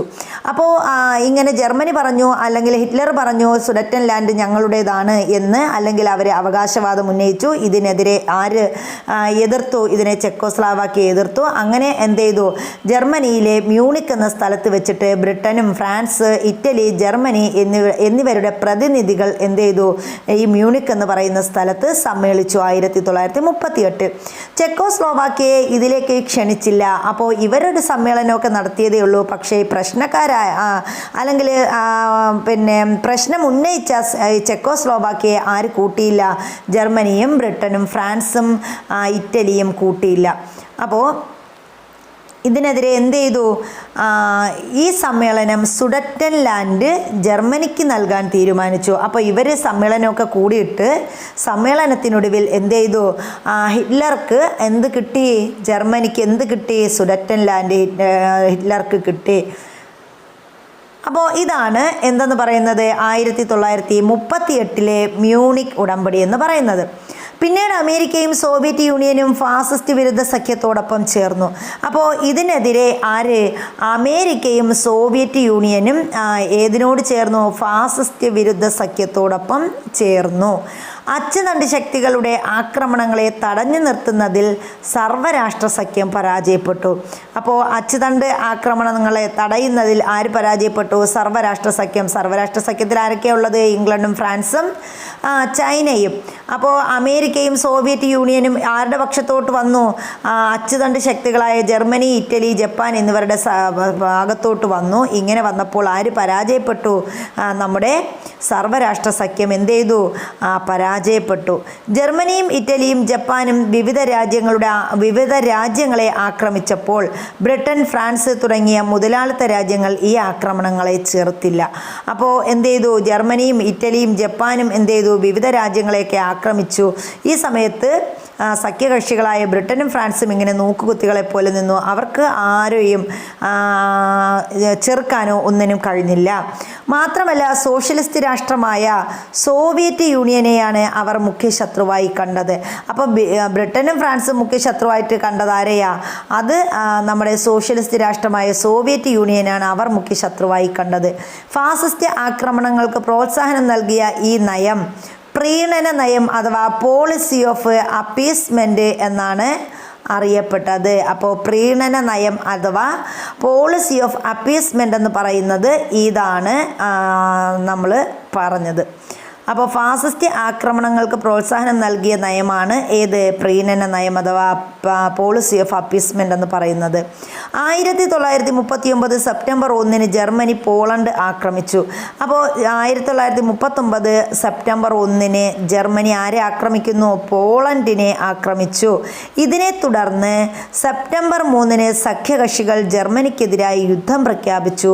ഇതാണ് രണ്ടാം ലോക മഹായുദ്ധത്തിന് തുടക്കം കുറിച്ചത്. അപ്പോൾ രണ്ടാം ലോക മഹായുദ്ധത്തിനുള്ള പ്രധാനപ്പെട്ട കാരണം ചോദിച്ചാൽ അതെന്താണ്? 1939 സെപ്റ്റംബർ 1 ജർമ്മനി ആരെ ആക്രമിച്ചു? പോളണ്ടിനെ ആക്രമിച്ചതാണ് രണ്ടാം ലോക മഹായുദ്ധം ഉണ്ടാകുന്നതിനുള്ള പെട്ടെന്നുള്ള കാരണം. അപ്പോൾ ഇങ്ങനെ ചോദിക്കാം, ജർമ്മനി പോളണ്ടിനെ ആക്രമിച്ച വർഷം ഏത്? 1939 സെപ്റ്റംബർ 1 ജർമ്മനി ആരെ ആക്രമിച്ചു? പോളണ്ടിനെ ആക്രമിച്ചു. ഇതിനെ തുടർന്ന് എന്ത് ചെയ്തു? സെപ്റ്റംബർ 3 സഖ്യകക്ഷികൾ ജർമ്മനിക്കെതിരെ യുദ്ധം പ്രഖ്യാപിച്ചു. അപ്പോൾ ബ്രിട്ടനും ഫ്രാൻസും ചൈനയും കൂടി ചേർന്നിട്ട് ആർക്കെതിരെ യുദ്ധം പ്രഖ്യാപിച്ചു? ജർമ്മനിക്കെതിരെ യുദ്ധം പ്രഖ്യാപിച്ചു. ഈ യുദ്ധമാണ് ഏതിലോട്ട് കലാശിച്ചത്? രണ്ടാം ലോക മഹായുദ്ധത്തിലേക്ക് കലാശിച്ചത്. ഇനി ഒന്നാം ലോക മഹായുദ്ധത്തിൻ്റെ ചില ഫലങ്ങളാണ് ചുവടെ തന്നിട്ടുള്ളത്. ഇവ രണ്ടാം ലോക മഹായുദ്ധത്തിന് കാരണമായത് എങ്ങനെയെന്ന് ചർച്ച ചെയ്യാനായി പറഞ്ഞിട്ടുണ്ട്. അപ്പോൾ ഒന്നാം ലോക മഹായുദ്ധത്തിൻ്റെ കാരണങ്ങളിൽ പ്രധാനപ്പെട്ടത് ഏതൊക്കെയാണ്? വെഴ്സായ് സന്ധി, സർവ്വരാഷ്ട്ര സഖ്യത്തിൻ്റെ രൂപീകരണം, ഫാസിസത്തിൻ്റെയും നാസിസത്തിൻ്റെയും ആവിർഭാവം. അപ്പോൾ ഇത് ഒക്കെ തന്നെയാണ് എന്ത് ചെയ്തത്? രണ്ടാം ലോക മഹായുദ്ധത്തിന് കാരണമായത്. നമ്മൾ പറഞ്ഞില്ലേ, വെഴ്സായ് സന്ധിയിൽ ജർമ്മനിക്ക് മുകളിൽ ഒരുപാട് നിയമങ്ങളൊക്കെ അടിച്ചേൽപ്പിച്ചു. അത് ഇവർ അതിനെതിരെ ജർമ്മനിയിൽ നാസിസവും രൂപീകരിക്കുന്നതിന് കാരണം തന്നെ എന്താണ്? ഈ വെഴ്സായ് സന്ധിയിലൂടെ ഉള്ള നിയമങ്ങളാണ്. അപ്പോൾ സർവ്വരാഷ്ട്ര സഖ്യത്തിൻ്റെ രൂപീകരണം ഇതൊക്കെ എന്തിനും കാരണമായി? രണ്ടാം ലോക മഹായുദ്ധത്തിനും കാരണങ്ങളായിരുന്നു. ഇനി ഇവിടെ ഒരു സൈഡ് ഇതായിട്ട് തന്നിട്ടുണ്ട്, അനാക്രമണ സന്ധി. എന്താണ് അനാക്രമണ സന്ധി അഥവാ നോൺ അഗ്രഷൻ പാക്റ്റ് എന്ന് പറയും. നോൺ അഗ്രഷൻ പാക്റ്റ് അഥവാ അനാക്രമണ സന്ധി എന്ന് പറഞ്ഞാൽ 1939 സോവിയറ്റ് യൂണിയനും ജർമ്മനിയും ഒരു അനാക്രമണ സന്ധി അല്ലെങ്കിൽ ഒരു നോൺ അഗ്രഷൻ പാക്റ്റ് ഒപ്പിട്ടു. ഈ സന്ധി പ്രകാരം പരസ്പരം ആക്രമിക്കുകയില്ലെന്നും പോളണ്ട് പങ്കുവയ്ക്കാമെന്നും വ്യവസ്ഥ ചെയ്യപ്പെട്ടു. അപ്പോൾ ഈ അനാക്രമണ സന്ധി പ്രകാരം ആരൊക്കെ തമ്മിലായിരുന്നു അനാക്രമണ സന്ധി നടന്നത് എന്ന് ചോദിക്കാം. ആരൊക്കെ തമ്മിലായിരുന്നു? ജർമ്മനിയും സോവിയറ്റ് യൂണിയനും തമ്മിൽ 1939 അനാക്രമണ സന്ധി ഒപ്പിട്ടത്. അപ്പോൾ ഈ സന്ധി പ്രകാരം എന്ത് ചെയ്തു? പരസ്പരം ആക്രമിക്കുകയില്ലെന്നും പോളണ്ട് പങ്കുവയ്ക്കാമെന്നും വ്യവസ്ഥ ചെയ്യപ്പെട്ടു. അപ്പോൾ സന്ധിയിൽ എന്ത് പറഞ്ഞു? ജർമ്മനി പറഞ്ഞു ഇവർ തമ്മിൽ ജർമ്മനിയും സോവിയറ്റ് യൂണിയനും പരസ്പരം ആക്രമിക്കുകയില്ല. ജർമ്മനി ആക്രമിച്ച് കൈവശപ്പെടുത്തിയതാണ് ഏത്? പോളണ്ട്. 1939 നമ്മൾ പറഞ്ഞു സെപ്റ്റംബർ 1 പോളണ്ട് ആക്രമിച്ചു. അതാണ് രണ്ടാം ലോക മഹായുദ്ധത്തിൻ്റെ പെട്ടെന്നുള്ള കാരണങ്ങളെന്നൊക്കെ നമ്മൾ പഠിച്ചു. അപ്പോൾ ഈ പോളണ്ട് പങ്കുവയ്ക്കാമെന്നും അവർ എന്ത് ചെയ്തു? വ്യവസ്ഥ ചെയ്തു. എന്നാൽ 1941 ഹിറ്റ്ലർ റഷ്യ ആക്രമിച്ചതോടെ ഈ കരാർ അവസാനിച്ചു. അപ്പോൾ 1941 എന്ത് ചെയ്തു? ഹിറ്റ്ലർ വരുന്നു, എന്ത് ചെയ്തു? റഷ്യ ആക്രമിക്കുന്നു. അതോടെ ഈ സന്ധി എന്ത് ചെയ്യുകയാണ്? അവസാനിക്കുകയാണ് ചെയ്തത്. അടുത്ത നമ്മൾ പറയുന്നത് പേൾ ഹാർബർ ആക്രമണം തന്നിട്ടുണ്ട്. എന്താണെന്ന് നോക്കാം. 1941 ഹവായ് ദ്വീപിലെ അമേരിക്കൻ നാവിക കേന്ദ്രമായ പേൾ ഹാർബർ ജപ്പാൻ ആക്രമിച്ചു. അപ്പോൾ 1941 ആരുടെ? ജപ്പാൻ്റെ പേൾ ഹാർബർ ആക്രമണം. അപ്പോൾ പേൾ ഹാർബർ ആക്രമിച്ചതാരാണ്? ജപ്പാൻ. 1941. അപ്പോൾ എവിടെയാണ് പേൾ ഹാർബർ? ഹവായ് ദ്വീപിലെ അമേരിക്കൻ നാവിക കേന്ദ്രമാണ് ഈ പേൾ ഹാർബർ എന്ന് പറയുന്നത്. ഹവായ് ദ്വീപിലാണ് അമേരിക്കയുടെ നാവിക കേന്ദ്രമാണ് പേൾ ഹാർബർ. അത് ജപ്പാൻ ആക്രമിച്ചു 1941. പസഫിക് മേഖലയിൽ ഇരു രാജ്യങ്ങൾക്കും ഉണ്ടായിരുന്ന സാമ്പത്തിക താല്പര്യങ്ങളാണ് ജപ്പാനെ ഇതിന് പ്രേരിപ്പിച്ചത്. അപ്പോൾ ഈ രണ്ട് രാജ്യങ്ങൾക്കും പസഫിക് മേഖലയിൽ എന്തുണ്ടായി? സാമ്പത്തിക താല്പര്യമുണ്ടായി. ഈ സാമ്പത്തിക താല്പര്യങ്ങളാണ് ജപ്പാനെ എന്തിന് പ്രേരിപ്പിച്ചത്? ഈ പേൾ ഹാർബർ ആക്രമിക്കുന്നതിന് പ്രേരിപ്പിച്ചത്. ഇതിനെ തുടർന്ന് ജപ്പാനെതിരെ യുദ്ധം പ്രഖ്യാപിച്ചുകൊണ്ട് അമേരിക്ക രണ്ടാം ലോക മഹായുദ്ധത്തിൽ പ്രവേശിച്ചു. അപ്പോൾ അതുവരെ വിട്ടുനിന്ന അമേരിക്ക എന്ത് ചെയ്തു? 1941 ജപ്പാൻ പേൾ ഹാർബർ ആക്രമിച്ചതോടുകൂടി രണ്ടാം ലോക മഹായുദ്ധത്തിലേക്ക് കടന്നു വന്നു. ഇനി യുദ്ധം ബാക്കി വെച്ചതാണ് നമ്മൾ പറയുന്നത്. സോവിയറ്റ് യൂണിയൻ്റെയും അമേരിക്കയും കടന്നുവരവ് രണ്ടാം ലോക മഹായുദ്ധത്തിൻ്റെ ഗതി മാറ്റിമറിച്ചു. അപ്പോൾ സോവിയറ്റ് യൂണിയനും അമേരിക്കയും കൂടി രണ്ടാം ലോക മഹായുദ്ധത്തിലേക്ക് കടന്നു വന്നതോടുകൂടി എന്ത് ചെയ്തു? യുദ്ധത്തിൻ്റെ ഗതി തന്നെ മാറ്റിമറിച്ചു. സഖ്യകക്ഷികളുടെ ആക്രമണം താങ്ങാനാവാതെ ഇറ്റലിയും ജർമ്മനിയും കീഴടങ്ങി. അപ്പോൾ സഖ്യകക്ഷികളുടെ ഇവർ എങ്ങോട്ടാണ് ചേർന്നത്? സഖ്യകക്ഷികളിലോട്ടാണ് ചേർന്നത് സോവിയറ്റ് യൂണിയനും അമേരിക്കയും. അപ്പോൾ Britain, France, China, Soviet union, America ഒരു വൻ ശക്തിയായി മാറി. അപ്പോൾ ഇവരുടെ ആക്രമണം താങ്ങാതെ ഇറ്റലിയും ജർമ്മനിയും എന്ത് ചെയ്തു? കീഴടങ്ങി. മുസോളിനിയെ നാട്ടുകാർ പിടികൂടി വധിച്ചു. അപ്പോൾ മുസോളിനി എന്ത് ചെയ്തു? നാട്ടുകാർ പിടികൂടുകയും വധിക്കുകയും ചെയ്തു. ഹിറ്റ്ലർ ആണെങ്കിൽ എന്താണ്? ആത്മഹത്യ ചെയ്തു. ജപ്പാൻ അപ്പോഴും കീഴടങ്ങാൻ തയ്യാറായിരുന്നില്ല. ആ ജപ്പാനെ കീഴടക്കാനായി സോവിയറ്റ് യൂണിയൻ എന്ത് ചെയ്തു? ട്രാൻസ് സൈബീരിയയിലൂടെ ജപ്പാനിലേക്ക് നീങ്ങി. അപ്പോൾ ജപ്പാൻ എന്ത് ചെയ്തു? ഈ പേൾ ഹാർബറൊക്കെ പിടിച്ച് ഇങ്ങനെ വച്ചുകൊണ്ടിരിക്കുകയാണ്, പക്ഷേ തിരിച്ചു കൊടുക്കാതെ ഇങ്ങനെ ഇരിക്കുകയാണ്. അപ്പോൾ എന്ത് ചെയ്തു? ജപ്പാനെ കീഴടക്കാനായി റഷ്യ അല്ലെങ്കിൽ സോവിയറ്റ് യൂണിയൻ എന്ത് ചെയ്തു? ട്രാൻസ് സൈബീരിയയിലൂടെ ജപ്പാനിലേക്ക് നീങ്ങി. അപ്പോൾ സോവിയറ്റ് യൂണിയൻ ട്രാൻസ് സൈബീരിയയിലൂടെ എന്ത് ചെയ്തു? ജപ്പാനിലേക്ക് നീങ്ങി. എന്നാൽ സോവിയറ്റ് യൂണിയൻ എത്തുന്നതിന് മുമ്പ് അമേരിക്ക 1945 ഓഗസ്റ്റ് 6 ലിറ്റിൽ ബോയ് എന്ന അണുബോംബ് ഹിരോഷിമയിലും ഓഗസ്റ്റ് 9 ഫാറ്റ് മാൻ എന്ന അണുബോംബ് നാഗസാക്കിയിലും വർഷിച്ചു. അതോടെ ജപ്പാനും കീഴടങ്ങി. അപ്പോൾ എന്ത് ചെയ്തു? നമ്മൾ പറഞ്ഞു ഈ ജപ്പാനെ കീഴടക്കാൻ സോവിയറ്റ് യൂണിയൻ ട്രാൻസ് സൈബീരിയയിലൂടെ ജപ്പാനിലേക്ക് നീങ്ങിക്കൊണ്ടിരിക്കുമ്പോൾ എന്ത് ചെയ്തു? 1945 ഓഗസ്റ്റ് 6 അമേരിക്ക ലിറ്റിൽ ബോയ് എന്ന അണുബോംബ് ഹിരോഷിമയിലും. അപ്പോൾ അമേരിക്ക ഹിരോഷിമയിലിട്ട അണുബോംബിൻ്റെ പേരെന്താണ്? ലിറ്റിൽ ബോയ് എന്നാണ് ഇട്ടത് 1945 ഓഗസ്റ്റ് 6. ഇനി ഓഗസ്റ്റ് 6 കഴിഞ്ഞ് പിന്നെ അപ്പോൾ ഇതിനാണ് നമ്മൾ ഹിരോഷിമ ദിനമായിട്ട് ഓഗസ്റ്റ് 6 ആചരിക്കുന്നത്. ഇനി അത് കഴിഞ്ഞിട്ട് 1945 ഓഗസ്റ്റ് 9 അമേരിക്ക എന്ത് ചെയ്തു? മറ്റൊരു ബോംബ് എവിടെ ഇട്ടു? നാഗസാക്കിയിൽ കൊണ്ടിട്ടു. ആ ബോംബിൻ്റെ പേരാണ് ഫാറ്റ് മാൻ എന്ന് പറയുന്നത്. അപ്പോൾ ലിറ്റിൽ ബോയ്, ഫാറ്റ് മാൻ എന്നീ രണ്ട് ബോംബുകളാണ് അമേരിക്ക എന്ത് ചെയ്തത്? ജപ്പാനിലെ ഹിരോഷിമയിലും നാഗസാക്കിയിലും ഇട്ടത്. അപ്പോൾ ഇതോടുകൂടി ജപ്പാൻ എന്ത് ചെയ്തു? കീഴടങ്ങി എന്നാണ് പറയുന്നത്. അപ്പോൾ നമ്മുടെ ജപ്പാൻ്റെ അണുബോംബ് വർഷിക്കുന്നതിൻ്റെ ഒരു ചിത്രമൊക്കെ ഇവിടെ തന്നിട്ടുണ്ട്. അപ്പോൾ അതെന്താണ്? ജപ്പാൻ അണുബോംബ് വർഷിക്കുന്നു. ബോംബ് ആക്രമണത്തിൽ നിലച്ചു പോയ ക്ലോക്കാണ് ഇവിടെ തന്നിരിക്കുന്നത്. അപ്പോൾ ബോംബ് ആക്രമണത്തിൽ എന്ത് ചെയ്തു? ജപ്പാനിലെ ക്ലോക്ക് നിലച്ചു പോയി, ജപ്പാൻ്റെ സമയം തെറ്റി എന്നാണ് അത് പറയുന്നത്. ഇനി ബോംബ് വർഷിക്കപ്പെട്ടതിന് ശേഷമുള്ള ഹിരോഷിമയുടെ അവസ്ഥയാണ് ഈ കാണുന്നതെന്ന് പറയുന്നത്. അമേരിക്ക അണുബോംബ് വർഷിച്ചതിനെ തുടർന്ന് ജപ്പാനിലുണ്ടായ ദുരിതങ്ങൾ സൂചിപ്പിക്കുന്ന ഡിജിറ്റൽ ആൽബം തയ്യാറാക്കാനായിട്ടാണ് ഇവിടെ പറഞ്ഞത്. ജപ്പാനിൽ അമേരിക്ക ബോംബ് വർഷിച്ചതുമായി ബന്ധപ്പെട്ട ചിത്രങ്ങളാണ് നമ്മൾ കണ്ടത്. രണ്ടാം ലോക മഹായുദ്ധത്തിൻ്റെ ദൂരവ്യാപകമായ ഫലങ്ങൾ താഴെ കൊടുക്കുന്നു. അപ്പോൾ ഈ രണ്ടാം ലോക മഹായുദ്ധത്തിൻ്റെ ഫലങ്ങൾ എന്തൊക്കെയാണെന്നാണ് അടുത്ത് നമ്മൾ നോക്കുന്നത്. ദശലക്ഷക്കണക്കിന് പേർ കൊല്ലപ്പെട്ടു. അപ്പോൾ രണ്ടാം ലോക മഹായുദ്ധത്തിൽ ദശലക്ഷക്കണക്കിന് ആളുകൾ എന്ത് ചെയ്തു? കൊല്ലപ്പെട്ടു. യൂറോപ്യൻ രാജ്യങ്ങളുടെ സാമ്പത്തിക നില താറുമാറായി. അപ്പോൾ ദശലക്ഷം ആളുകൾ കൊല്ലപ്പെട്ടു. പിന്നെന്താണ്? സാമ്പത്തിക നില താറുമാറായി. യൂറോപ്യൻ രാഷ്ട്രങ്ങളുടെ ലോക മേധാവിത്വം തകർന്നു. ഏഷ്യൻ, ആഫ്രിക്കൻ രാജ്യങ്ങളിൽ സ്വാതന്ത്ര്യ സമരം ശക്തിപ്പെട്ടു. അപ്പോൾ ഇതിൻ്റെയൊക്കെ ഫലമായിട്ടാണ് എന്ത് ചെയ്തത്? രണ്ടാം ലോക മഹായുദ്ധത്തിൻ്റെ ഫലമായിട്ടാണ് നമ്മുടെ ഏഷ്യൻ അതുപോലെ ആഫ്രിക്കൻ രാജ്യങ്ങളിലൊക്കെ സ്വാതന്ത്ര്യ സമരം ശക്തിപ്പെട്ടത്. അമേരിക്കയും സോവിയറ്റ് യൂണിയനും വൻ ശക്തികളായി മാറി. അങ്ങനെയാണ് അമേരിക്കയും സോവിയറ്റ് യൂണിയനും എന്തായത്? വൻ ശക്തികളായി മാറിയത്. ലോക സമാധാനം സംരക്ഷിക്കുന്നതിനായി ഐക്യരാഷ്ട്ര സംഘടന രൂപം കൊണ്ടു. എന്നാ രൂപം കൊണ്ടത്? 1945 ഒക്ടോബർ 24 ഐക്യരാഷ്ട്ര സംഘടന രൂപം കൊള്ളുന്നത്. അടുത്ത നമ്മൾ പറയുന്നത് ഹിബാക്കുഷകളെ കുറിച്ചാണ്. ആരാണ് ഹിബാക്കുഷകൾ? ഹിരോഷിമ, നാഗസാക്കി ദുരന്തം പേർ ജീവിക്കുന്ന മനുഷ്യരാണ് ഹിബാക്കുഷകൾ എന്ന് പറയുന്നത്. അണുവികിരണത്തിൻ്റെ തീവ്രതയിൽ ഓരോ നിമിഷവും വേദന അനുഭവിച്ചു കൊണ്ടിരിക്കുന്ന ആയിരക്കണക്കിന് ഹിബാക്കുഷകൾ ജപ്പാനിലുണ്ട്. അപ്പോൾ ഈ നാഗസാക്കിയിലും അതുപോലെ ഹിരോഷിമയിലും വർഷിച്ച അണുബോംബിൻ്റെ ഭാഗമായിട്ട് ഇപ്പോൾ ജീവിച്ചിരിക്കുന്ന ഇതും പേരെ ആ ദുരന്തം പേര് ജീവിച്ചിരിക്കുന്നവരാണ് നമ്മൾ ഹിബാക്കുഷകൾ എന്ന് പറയുന്നത്.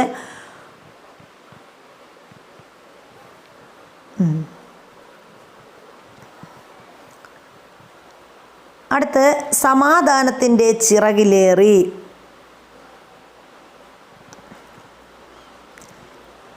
ഒക്ടോബർ 24. അപ്പോൾ ഈ ഒക്ടോബർ 24 എന്ന ദിനത്തിൻ്റെ പ്രത്യേകത നമ്മൾ നേരത്തെ പറഞ്ഞു. എന്താണ്? ഐക്യരാഷ്ട്ര സംഘടന രൂപീകൃതമായതാണ്. ഈ ദിനത്തിൻ്റെ പ്രാധാന്യം എന്താണ്? നിങ്ങളുടെ സ്കൂളിൽ ഈ ദിനം ആചരിക്കാറുണ്ടല്ലോ. ഒക്ടോബർ 24 UN ദിനമാണ്. അപ്പോൾ ഒക്ടോബർ 24ൻ്റെ പ്രത്യേകത അന്നാണ് ഐക്യരാഷ്ട്ര ദിനം അല്ലെങ്കിൽ UN ദിനം എന്ന് പറയുന്നത്. ഒന്നാം ലോക മഹായുദ്ധാനന്തരം സർവ്വരാഷ്ട്ര സഖ്യം എന്ന സംഘടന രൂപീകരിച്ചെങ്കിലും അത് ലോക സമാധാനം കൈവരിക്കുന്നതിൽ പരാജയപ്പെട്ടു. അപ്പോൾ ഒന്നാം ലോക മഹായുദ്ധാനന്തരം രൂപീകരിച്ച സംഘടനയാണ് ഏതെന്ന് പറയുന്നത്? നമ്മുടെ സർവ്വരാഷ്ട്ര സഖ്യം എന്ന് പറയുന്നത്. അപ്പോൾ ഈ സർവ്വരാഷ്ട്ര സഖ്യം എന്താണ്? സർവ്വരാഷ്ട്ര സഖ്യം എന്ത് ചെയ്തു? ഈ ലോക സമാധാനം കൊണ്ടുവരുന്നതിൽ പരാജയപ്പെട്ടു. അപ്പോൾ ഇതിൻ്റെ ഫലമായിട്ട് ആണ് രണ്ടാം ലോക മഹായുദ്ധാനന്തരം എന്ത് ചെയ്തു? ലോകത്ത് സമാധാനം സ്ഥാപിക്കുന്നതിനായി അടുത്ത സംഘടന രൂപീകരിച്ചത്. ആ സംഘടനയാണ് ഏതെന്ന് പറയുന്നത്? 1945 ഒക്ടോബർ 24 രൂപീകരിക്കപ്പെട്ട ഐക്യരാഷ്ട്ര സംഘടന അഥവാ യുണൈറ്റഡ് നേഷൻ ഓർഗനൈസേഷനാണ് ഈ പറഞ്ഞ രണ്ടാം ലോക മഹായുദ്ധാനന്തരം രൂപീകൃതമായ സംഘടന. 1945 ഒക്ടോബർ 24. അമേരിക്കയിലെ ന്യൂയോർക്കാണ് ഐക്യരാഷ്ട്ര സംഘടനയുടെ ആസ്ഥാനം. അപ്പോൾ ഐക്യരാഷ്ട്ര സംഘടനയുടെ ആസ്ഥാനം എവിടെയെന്ന് ചോദിച്ചാൽ എവിടെയാണ്? അമേരിക്കയിലെ ന്യൂയോർക്കാണ് ഐക്യരാഷ്ട്ര സംഘടനയുടെ ആസ്ഥാനം. ഭാവി തലമുറയെ യുദ്ധഭീതിയിൽ നിന്ന് രക്ഷിക്കുക, അന്താരാഷ്ട്ര ഉടമ്പടികളും നിയമങ്ങളും സംരക്ഷിക്കുക, ലോകരാഷ്ട്രങ്ങളുടെ പുരോഗതിക്കായുള്ള പ്രവർത്തനങ്ങൾ ഏകോപിപ്പിക്കുക തുടങ്ങിയവ ഐക്യരാഷ്ട്ര സംഘടനയുടെ ലക്ഷ്യങ്ങളിൽ ചിലതാണ്. അപ്പോൾ ഈ ഐക്യരാഷ്ട്ര സംഘടനയുടെ ലക്ഷ്യങ്ങളിൽ ഉൾപ്പെടാത്തതോ അല്ലെങ്കിൽ ഉൾപ്പെടുന്നതോ ഒക്കെ നമ്മളോട് ചോദിക്കാം. അപ്പോൾ എന്തൊക്കെയായിരുന്നു? ഭാവി തലമുറയെ യുദ്ധഭീതിയിൽ നിന്ന് രക്ഷിക്കുക. ഒന്നാമത്തേത് ഭാവി തലമുറയെ യുദ്ധഭീതിയിൽ നിന്ന് രക്ഷിക്കുക. അന്താരാഷ്ട്ര ഉടമ്പടികളും നിയമങ്ങളും സംരക്ഷിക്കുക. അപ്പോൾ അന്താരാഷ്ട്ര നിയമങ്ങൾ, ഉടമ്പടികൾ ഇവയൊക്കെ സംരക്ഷിക്കുക. ലോകരാഷ്ട്രങ്ങളുടെ പുരോഗതിക്കായുള്ള പ്രവർത്തനങ്ങൾ ഏകോപിപ്പിക്കുക. അപ്പോൾ എന്ത് ചെയ്യുക? ലോകരാഷ്ട്രങ്ങളുടെ പുരോഗതിക്കായുള്ള പ്രവർത്തനങ്ങൾ ഏകോപിപ്പിക്കുക തുടങ്ങിയവ ആരുടെ? ഐക്യരാഷ്ട്ര സംഘടനയുടെ ലക്ഷ്യങ്ങളിൽ ചിലതാണ്. അടുത്തിനി ഇവിടെ എന്താ പറഞ്ഞിരിക്കുന്നത്? യുദ്ധം കലാസൃഷ്ടികളിൽ എന്ന് പറഞ്ഞിട്ടൊരു ഇത് തന്നിട്ടുണ്ട്. അപ്പോൾ നമുക്ക് നോക്കാം. പിക്കാസോയുടെ വിഖ്യാത ചിത്രമാണ് ഗൂർണിക്ക. അപ്പോൾ പിക്കാസോയുടെ വിഖ്യാതമായ ചിത്രത്തിൻ്റെ പേരെന്താണ്? പിക്കാസോ ഗൂർണിക്ക. ചേരുംപടി ചേർക്കാനായിട്ട് ചോദിക്കാം. പിക്കാസോയുടെ വിഖ്യാതമായ ചിത്രം ഏതാണ്? ഗൂർണിക്ക.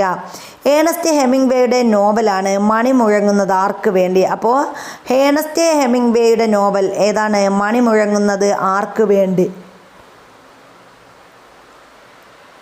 ഇവയൊക്കെ എന്താണ്? രണ്ടാം ലോക മഹായുദ്ധത്തോടുള്ള കലാപരമായ പ്രതികരണങ്ങളാണ്. അപ്പോൾ കലാപരമായിട്ട് രണ്ടാം ലോക മഹായുദ്ധത്തെ പ്രതികരിച്ചു കൊണ്ടുള്ളതാണ് നമ്മുടെ പിക്കാസോയുടെ എന്താണ്? പിക്കാസോയുടെ കലാസൃഷ്ടി വിഖ്യാത ചിത്രം ഏതാണ്? ഗൂർണിക്ക. അതുപോലെ ഏണസ്റ്റ് ഹെമിംഗ്വേയുടെ നോവലിൻ്റെ പേരെന്താണ്? മണി മുഴങ്ങുന്നത് ആർക്ക് വേണ്ടി. ഇത് ഏണസ്റ്റ് ഹെമിംഗ്വേയുടേതാണ്. അപ്പോൾ ഇതൊക്കെ രണ്ടാം ലോക മഹായുദ്ധത്തോടുള്ള കലാപരമായ പ്രതികരണങ്ങളാണ്.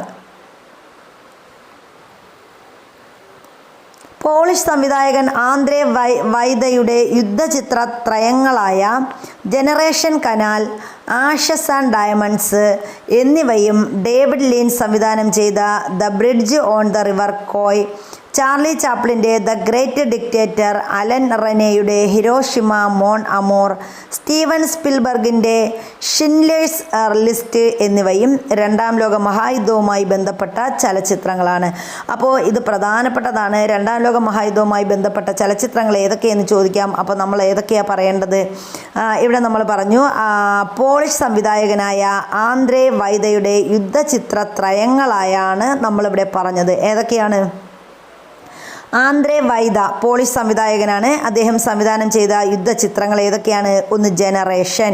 അപ്പോൾ ആന്ദ്രേ വൈദയുടെ യുദ്ധചിത്രങ്ങളിൽ ഒന്ന് ജനറേഷൻ, രണ്ടാമത്തത് കനാല്, മൂന്നാമത്തത് ആഷസ് ആൻഡ് ഡയമണ്ട്സ്. അപ്പോൾ ഏതൊക്കെയാണ് ഒന്നുകൂടി പറയാം. ജനറേഷൻ, കനാല്, ആഷസ് ആൻഡ്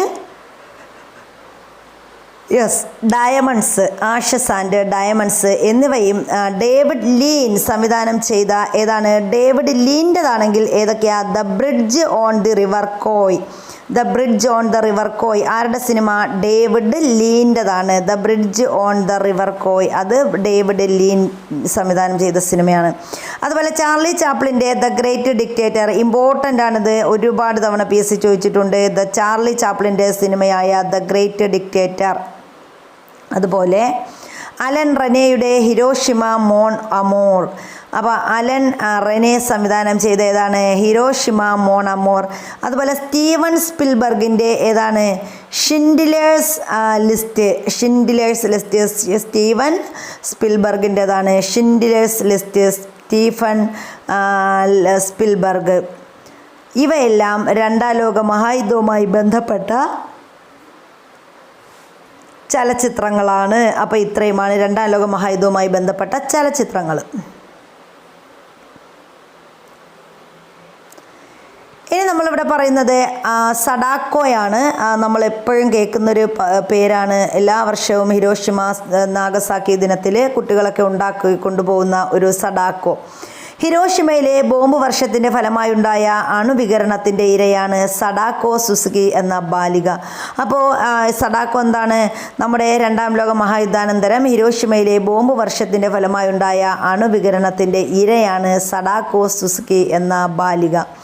അവൾ രോഗശയ്യയിൽ വച്ച് നിർമ്മിച്ച സഡാക്കോ കൊക്കുകൾ ഇന്ന് യുദ്ധവിരുദ്ധ വികാരത്തിൻ്റെ പ്രതീകമാണ്. അപ്പോൾ സഡാക്കോ കൊക്കുകളുടെ പ്രാധാന്യം എന്താണ്? യുദ്ധവിരുദ്ധ വികാരത്തിൻ്റെ പ്രതീകമായി സഡാക്കോ സുസുക്കി നിർമ്മിച്ചതാണ് എന്ത്? സഡാക്കോ കൊക്കുകൾ എന്ന് പറയുന്നത്.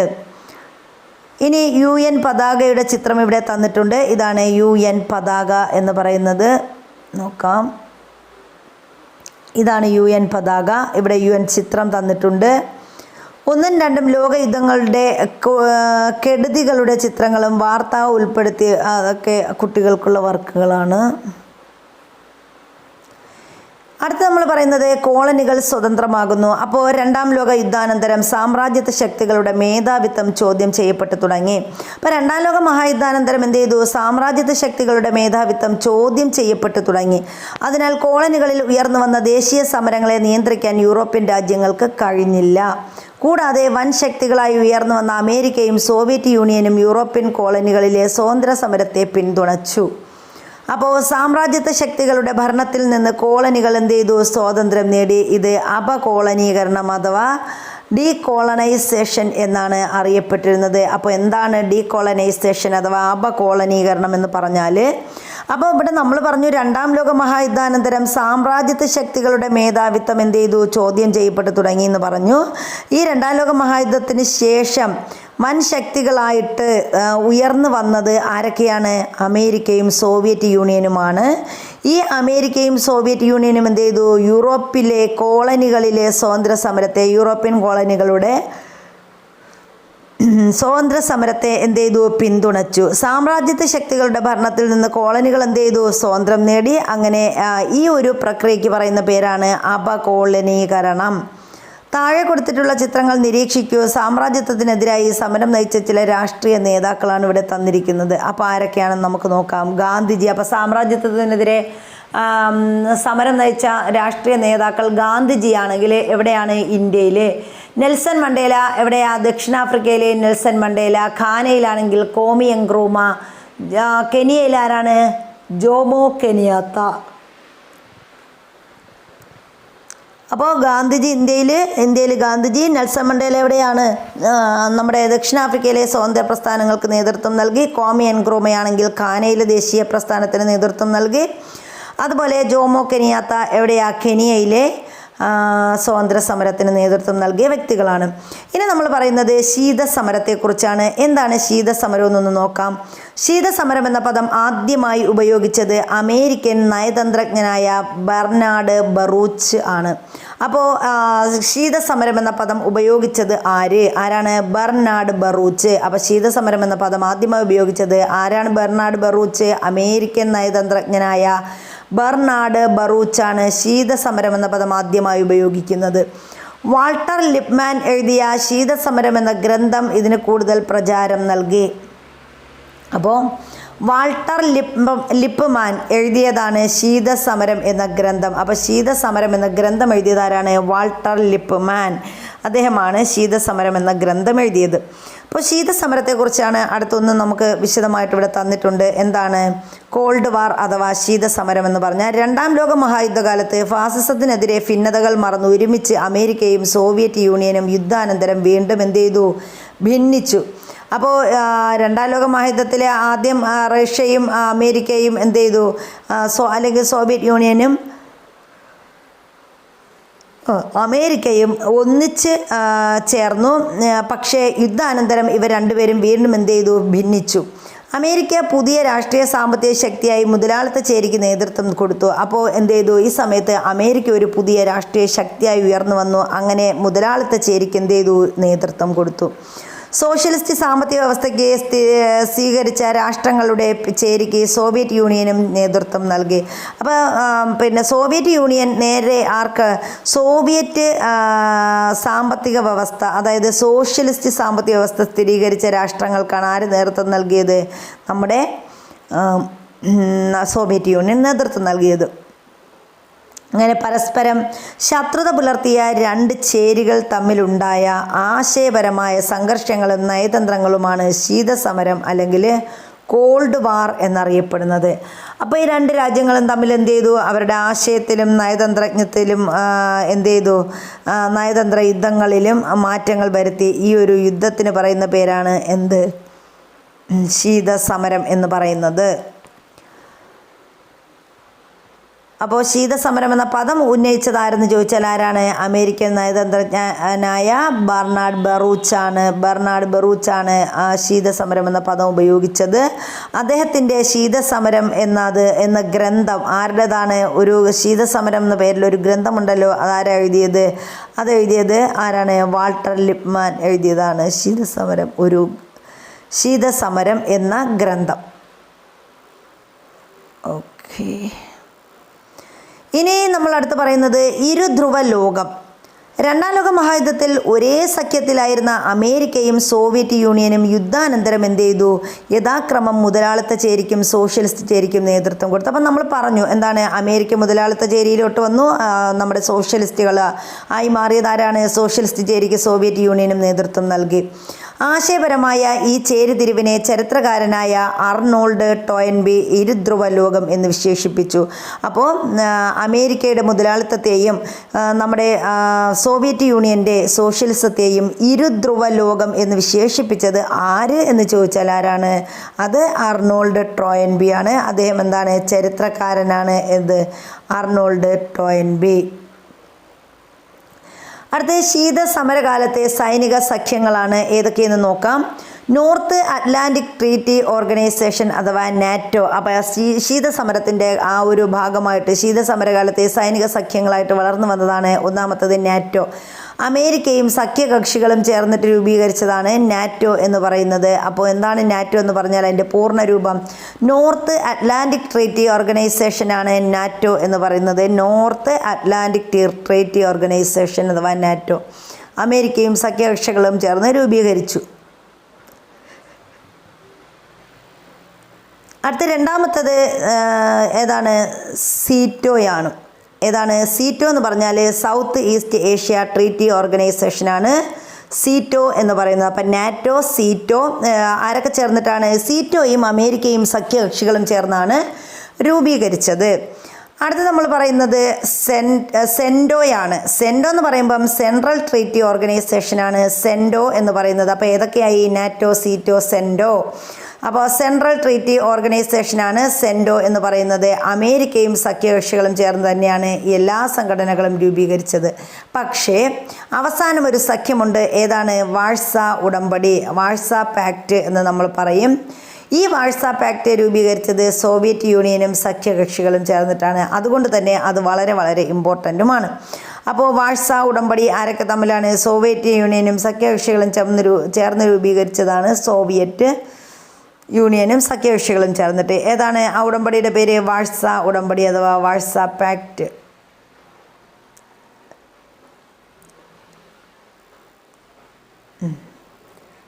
അപ്പോൾ നമ്മൾ പറഞ്ഞു എന്താണ്? ശീതസമരകാലത്തെ സൈനിക സഖ്യങ്ങൾ ഏതൊക്കെയാണ് ഒന്നുകൂടി പറയാം. നാറ്റോ, സീറ്റോ, അതുപോലെ ഏതാണ്? സെൻഡോ, പിന്നെ ഏതാ? വാഴ്സ പാക്റ്റ്. ഇത്രയുമാണ്. ഇതിൽ നാറ്റോയും സീറ്റോയും സെൻഡോയും ആരാണ്? അമേരിക്കയും സഖ്യകക്ഷികളും ചേർന്ന് രൂപീകരിച്ചതാണ്.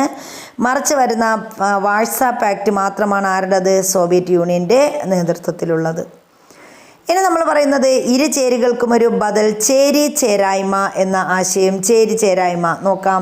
മുതലാളിത്ത ചേരിക്കും സോഷ്യലിസ്റ്റ് ചേരിക്കും ബദലായി ചേരി ചേരായ്മ എന്ന ആശയത്തിന് രൂപം നൽകിയ നേതാക്കളുടെ ചിത്രങ്ങളാണ് നമ്മളിവിടെ കാണുന്നത്. ചേരി ചേരായ്മ അഥവാ ഇരു ചേരികൾക്കും ബദലായിട്ടുള്ളതാണ് ചേരി ചേരായ്മ നയം.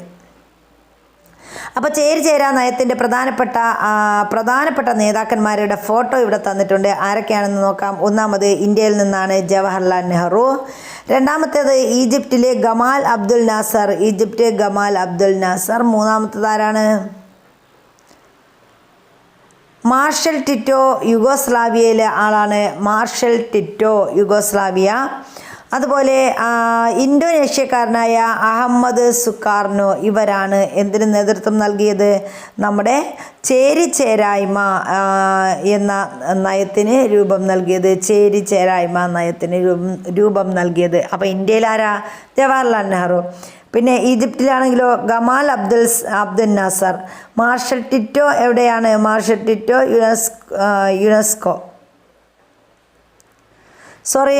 Marshal Tito Yugoslavia. സോറി. അപ്പോൾ മാർഷൽ ടിറ്റോ എവിടെയാണ്? യുഗോസ്ലാവിയാണ്. അതുപോലെ ഇന്തോനേഷ്യയിൽ ആരാണ്? അഹമ്മദ് സുകാർണോ ആണ്.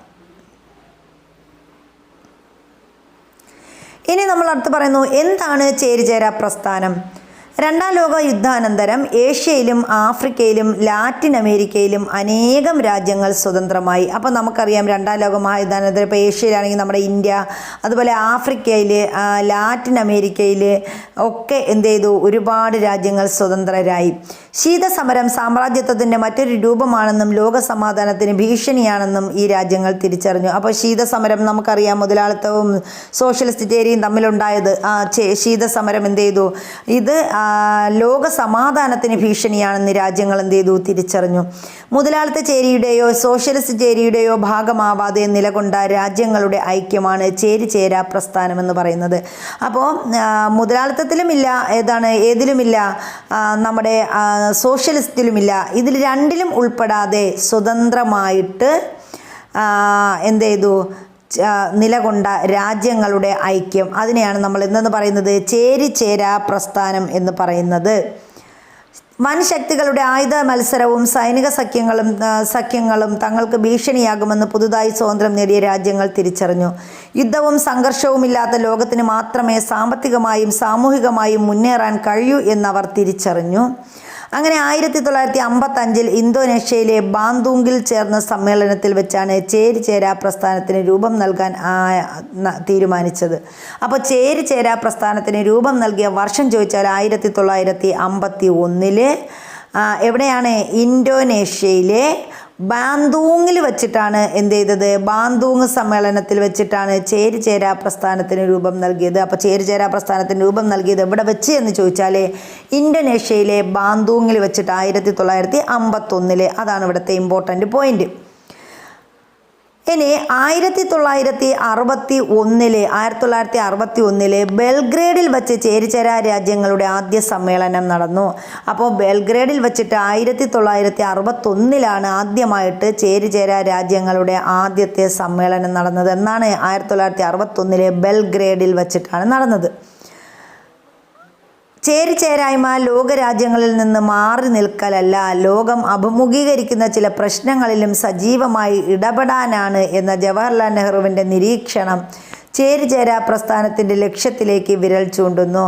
അപ്പോൾ ആ സമ്മേളനത്തിൽ എന്താണ്, ചേരിചേരായ്മ ലോകരാജ്യങ്ങളിൽ നിന്ന് മാറി നിൽക്കലല്ല, ലോകം അഭിമുഖീകരിക്കുന്ന പല പ്രശ്നങ്ങളിലും സജീവമായി ഇടപെടലാണ് എന്നത് ആരുടെ വാക്കുകളാണ്? ജവഹർലാൽ നെഹ്റുവിൻ്റെ വാക്കുകളാണ്. അപ്പോൾ ഇത് ചേരിചേരാ പ്രസ്ഥാനത്തിൻ്റെ ലക്ഷ്യത്തിലേക്ക് വിരൽ ചൂണ്ടുന്നു എന്നാണ് പറയുന്നത്.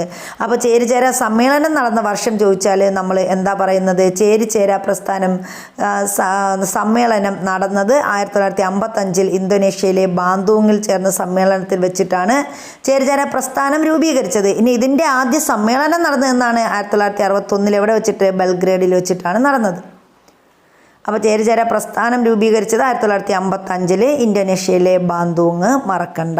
ഇനി ആദ്യ സമ്മേളനം 1961 ബെൽഗ്രേഡിൽ വെച്ചിട്ട്. ഈ സമ്മേളനത്തിൽ വെച്ചിട്ടുള്ള പ്രസംഗത്തിലാണ് നമ്മുടെ ചേരിചേരാ സമ്മേളനത്തിൻ്റെ ആ സമ്മേളനത്തിലാണ് ജവഹർലാൽ നെഹ്റു എന്ത് പറഞ്ഞത്? ചേരിചേരായ്മ എന്ന് പറയുന്നത് ലോകരാജ്യങ്ങളിൽ നിന്ന് മാറി നിൽക്കലല്ല, പിന്നെന്താണ്, ലോകം അഭിമുഖീകരിക്കുന്ന പല പ്രശ്നങ്ങളിലും സജീവമായി ഇടപെടലാണെന്ന് പറഞ്ഞത്. അടുത്ത് നമ്മൾ പറയുന്നത് രണ്ടാം ലോക മഹായുദ്ധം ലോക ചരിത്രത്തിൽ ചെലുത്തിയ സ്വാധീനം എന്ന വിഷയത്തിൽ, അത് കുട്ടികൾക്കുള്ളതാണ് സെമിനാർ.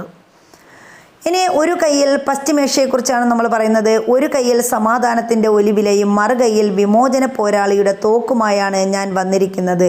ഒലിവിലകൾ എൻ്റെ കൈകളിൽ നിന്ന് നഷ്ടമാകാതിരിക്കട്ടെ. ഇത് പാലസ്തീൻ വിമോചന സംഘടനയുടെ ചെയർമാനായിരുന്ന യാസർ അറാഫത്ത് 1974 UN അസംബ്ലിയിൽ ചെയ്ത പ്രസംഗത്തിൻ്റെ ഒരു ഭാഗമാണ് നമ്മൾ വായിച്ചത്. അപ്പോൾ ഇവിടെ എന്താ പറഞ്ഞത്? പലസ്തീൻ വിമോചന സംഘടനയുടെ ചെയർമാനായിരുന്നു യാസർ അറാഫത്ത്. അദ്ദേഹം 1974 നമ്മുടെ UN അസംബ്ലിയിൽ എന്ത് ചെയ്തു? ഒരു പ്രസംഗം ചെയ്തു. ആ പ്രസംഗത്തിൻ്റെ ഭാഗമായിട്ട് പറഞ്ഞതാണ്, ഒരു കൈയിൽ സമാധാനത്തിൻ്റെ ഒലിവിലയും മറുകൈയിൽ വിമോചന പോരാളിയുടെ തോക്കുമായാണ് ഞാൻ വന്നിരിക്കുന്നത്. ഒലിവിലകൾ എൻ്റെ കൈകളിൽ നിന്ന് നഷ്ടമാകാതിരിക്കട്ടെ. ഇത് പറഞ്ഞത് യാസർ അറാഫത്താണ്.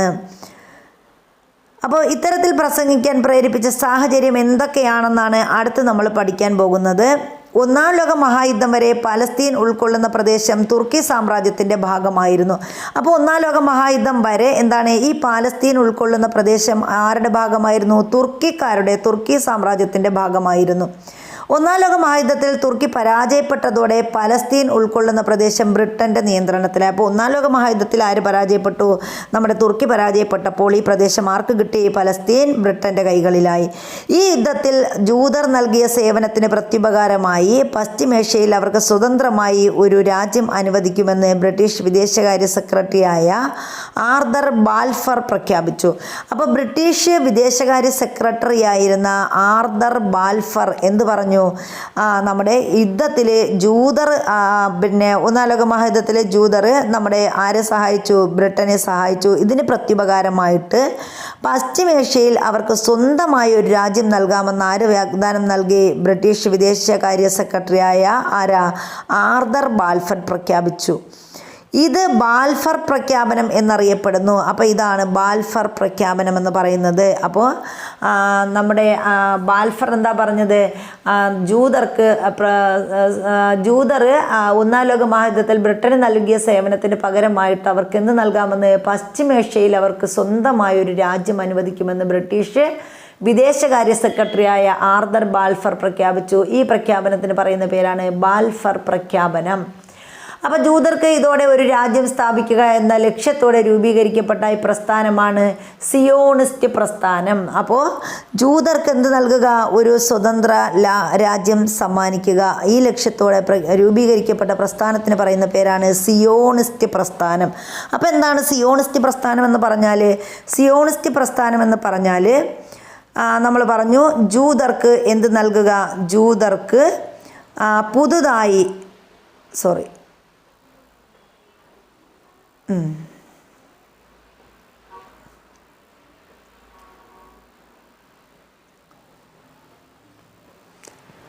ജൂതർക്ക് സ്വന്തമായൊരു രാജ്യം വേണമെന്ന ആവശ്യത്തിന് എന്ത് ചെയ്തു? അപ്പോൾ ബാൽഫർ പ്രഖ്യാപനം എന്നറിയപ്പെടുന്നു നമ്മൾ പറഞ്ഞു. ജൂതർക്കൊരു രാജ്യം സ്ഥാപിക്കുക എന്ന ലക്ഷ്യത്തോടെ രൂപീകരിക്കപ്പെട്ട പ്രസ്ഥാനമാണ് ഏതെന്ന് പറയുന്നത്? സിയോണിസ്റ്റ് പ്രസ്ഥാനം എന്ന് പറയുന്നത്. ഹിറ്റ്ലർ ജർമ്മനിയിൽ ജൂതർക്കെതിരെ നടത്തിയ പീഡനങ്ങൾ നമ്മൾ നേരത്തെ കണ്ടതാണ്. ഇത്തരം സംഭവങ്ങൾ ജൂതർക്ക് സ്വന്തമായൊരു രാജ്യം വേണമെന്ന ആവശ്യത്തിന് തീവ്രത കൂട്ടി.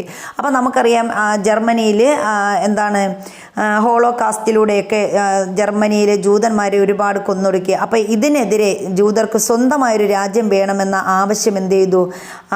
അതിന് ഈ ഒരു സിയോണിസ്റ്റ് പ്രസ്ഥാനത്തിന് തീവ്രത കൂട്ടി. അങ്ങനെ 1948 ഇസ്രായേൽ എന്ന രാഷ്ട്രം രൂപീകരിക്കപ്പെട്ടു. അങ്ങനെയാണ് 1948 ഏത് രാജ്യം രൂപീകൃതമാകുന്നത്? ഇസ്രായേൽ എന്ന രാഷ്ട്രം രൂപീകരിക്കുന്നത്. ഇതിനെ തുടർന്ന് ഇസ്രായേലും അറബ് രാഷ്ട്രങ്ങളും തമ്മിൽ നിരവധി യുദ്ധങ്ങളുണ്ടായി. അപ്പോൾ ഇതിനെ തുടർന്ന് എന്ത് ചെയ്തു? ഇസ്രായേലും അറബ് രാഷ്ട്രങ്ങളും തമ്മിൽ യുദ്ധമുണ്ടായി. ഇസ്രായേൽ പലസ്തീനെ കൈവശപ്പെടുത്തി. അങ്ങനെ യുദ്ധ അവസാനം ഇസ്രായേൽ എന്ത് ചെയ്തു? പലസ്തീനെ കൈവശപ്പെടുത്തി. ജന്മനാട്ടിൽ നിന്ന് പുറത്താകേണ്ടി വന്ന പലസ്തീൻകാർ വിവിധ അറബ് രാഷ്ട്രങ്ങളിൽ അഭയം തേടി. അപ്പോൾ ഇസ്രായേൽ പലസ്തീനെ കൈവശപ്പെടുത്തിയപ്പോൾ എന്ത് ചെയ്തു? ജന്മനാട്ടിൽ നിന്ന് പലർക്കും പുറത്താകേണ്ടി വന്നു. അവർ പലസ്തീൻകാർ അങ്ങനെ പല അറബ് രാഷ്ട്രങ്ങളിലായിട്ട് അഭയം തേടി. ഇസ്രായേലിൻ്റെ രൂപീകരണത്തോടെ അഭയാർത്ഥികളാകേണ്ടി വന്ന പലസ്തീൻകാർക്ക് സ്വന്തമായൊരു രാജ്യം സൃഷ്ടിക്കുക എന്ന ലക്ഷ്യത്തോടെ സ്ഥാപിക്കപ്പെട്ടതാണ് പലസ്തീൻ വിമോചന സംഘടന എന്ന് പറയുന്നത്. അപ്പോൾ നമ്മുടെ ഇസ്രായേലിൻ്റെ രൂപീകരണത്തോടു കൂടി എന്ത് ചെയ്തു? പലസ്തീൻകാർ എന്താണ് സ്വന്തമായൊരു രാജ്യം സൃഷ്ടിക്കുക. അവരും എന്ത് ചെയ്തു? സ്വന്തമായൊരു രാജ്യത്തിന് വേണ്ടിയിട്ട് ഒരു സംഘടന രൂപീകരിച്ചു. ആ സംഘടനയുടെ പേരാണ് പലസ്തീൻ വിമോചന സംഘടന അഥവാ പലസ്തീൻ ലിബറേഷൻ ഓർഗനൈസേഷൻ എന്ന് പറയുന്നത് PLO. അപ്പോൾ യാസർ അറാഫത്താണ് ഇതിൻ്റെ സ്ഥാപക പ്രസിഡന്റ്. അപ്പോൾ PLOയുടെ സ്ഥാപക പ്രസിഡന്റ് ആരാണ്? യാസർ അറാഫത്തായിരുന്നു. നിരവധി രക്തച്ചൊരിച്ചിലുകൾക്ക് ശേഷം 1993 അമേരിക്കയുടെ മധ്യസ്ഥതയിൽ ഒപ്പുവെച്ച് ഓസ്ലോ കരാർ പ്രകാരം പലസ്തീനിനെ സ്വതന്ത്ര രാഷ്ട്രമാക്കാൻ ഇസ്രായേൽ അംഗീകാരം നൽകി. എന്നാൽ ഇത് പൂർണ്ണമായും നടപ്പാക്കിയിട്ടില്ല. പക്ഷേ അങ്ങനെ എന്ത് ചെയ്തു? 1993 പലസ്തീനെ സ്വതന്ത്ര രാജ്യമാക്കാനായിട്ട് ഇസ്രായേൽ അംഗീകാരം നൽകി. ഏത് കരാർ പ്രകാരമാണ്? ഓസ്ലോ കരാർ പ്രകാരമാണ്. അപ്പോൾ ഇങ്ങനെ ചോദിക്കാം, പാലസ്തീനെ സ്വതന്ത്ര രാജ്യമാക്കാനായിട്ട് നടത്തിയ നമ്മുടെ അമേരിക്കയുടെ മധ്യസ്ഥതയിൽ ഒപ്പുവെച്ച കരാർ ഏത് എന്ന് ചോദിച്ചാൽ അത് ഏതാണ്? അതാണ് ഓസ്ലോ കരാർ. ഓസ്ലോ കരാർ നടന്നത് 1993 അമേരിക്കയുടെ മധ്യസ്ഥതയിൽ ഒപ്പുവെച്ച കരാറാണ് ഓസ്ലോ കരാർ. ഓസ്ലോ കരാർ എന്തിനു വേണ്ടിയിട്ടാണ്? പലസ്തീനിൻ്റെ സ്വതന്ത്ര രാഷ്ട്രമാക്കാൻ ഇസ്രായേൽ അംഗീകാരം നൽകിയ കരാറാണ് ഓസ്ലോ കരാർ എന്ന് പറയുന്നത്. ഇത് പൂർണ്ണമായി നടപ്പാക്കിയോ? ഇല്ല. ഇനി ഇവിടെ നമ്മൾ പറയുന്നത് എണ്ണ രാഷ്ട്രീയ ആയുധം. ലോകത്തിലെ എണ്ണ സമ്പത്തിൻ്റെ പകുതിയും പശ്ചിമേഷ്യയിലാണ് ഉള്ളത്. അറബ് ഇസ്രായേൽ യുദ്ധത്തിന് ശേഷം എണ്ണ കയറ്റുമതി ചെയ്യുന്ന രാജ്യങ്ങളുടെ ഒരു സംഘടനയാണ് അതാണ് ഒപ്പക് എന്ന് പറയുന്നത്.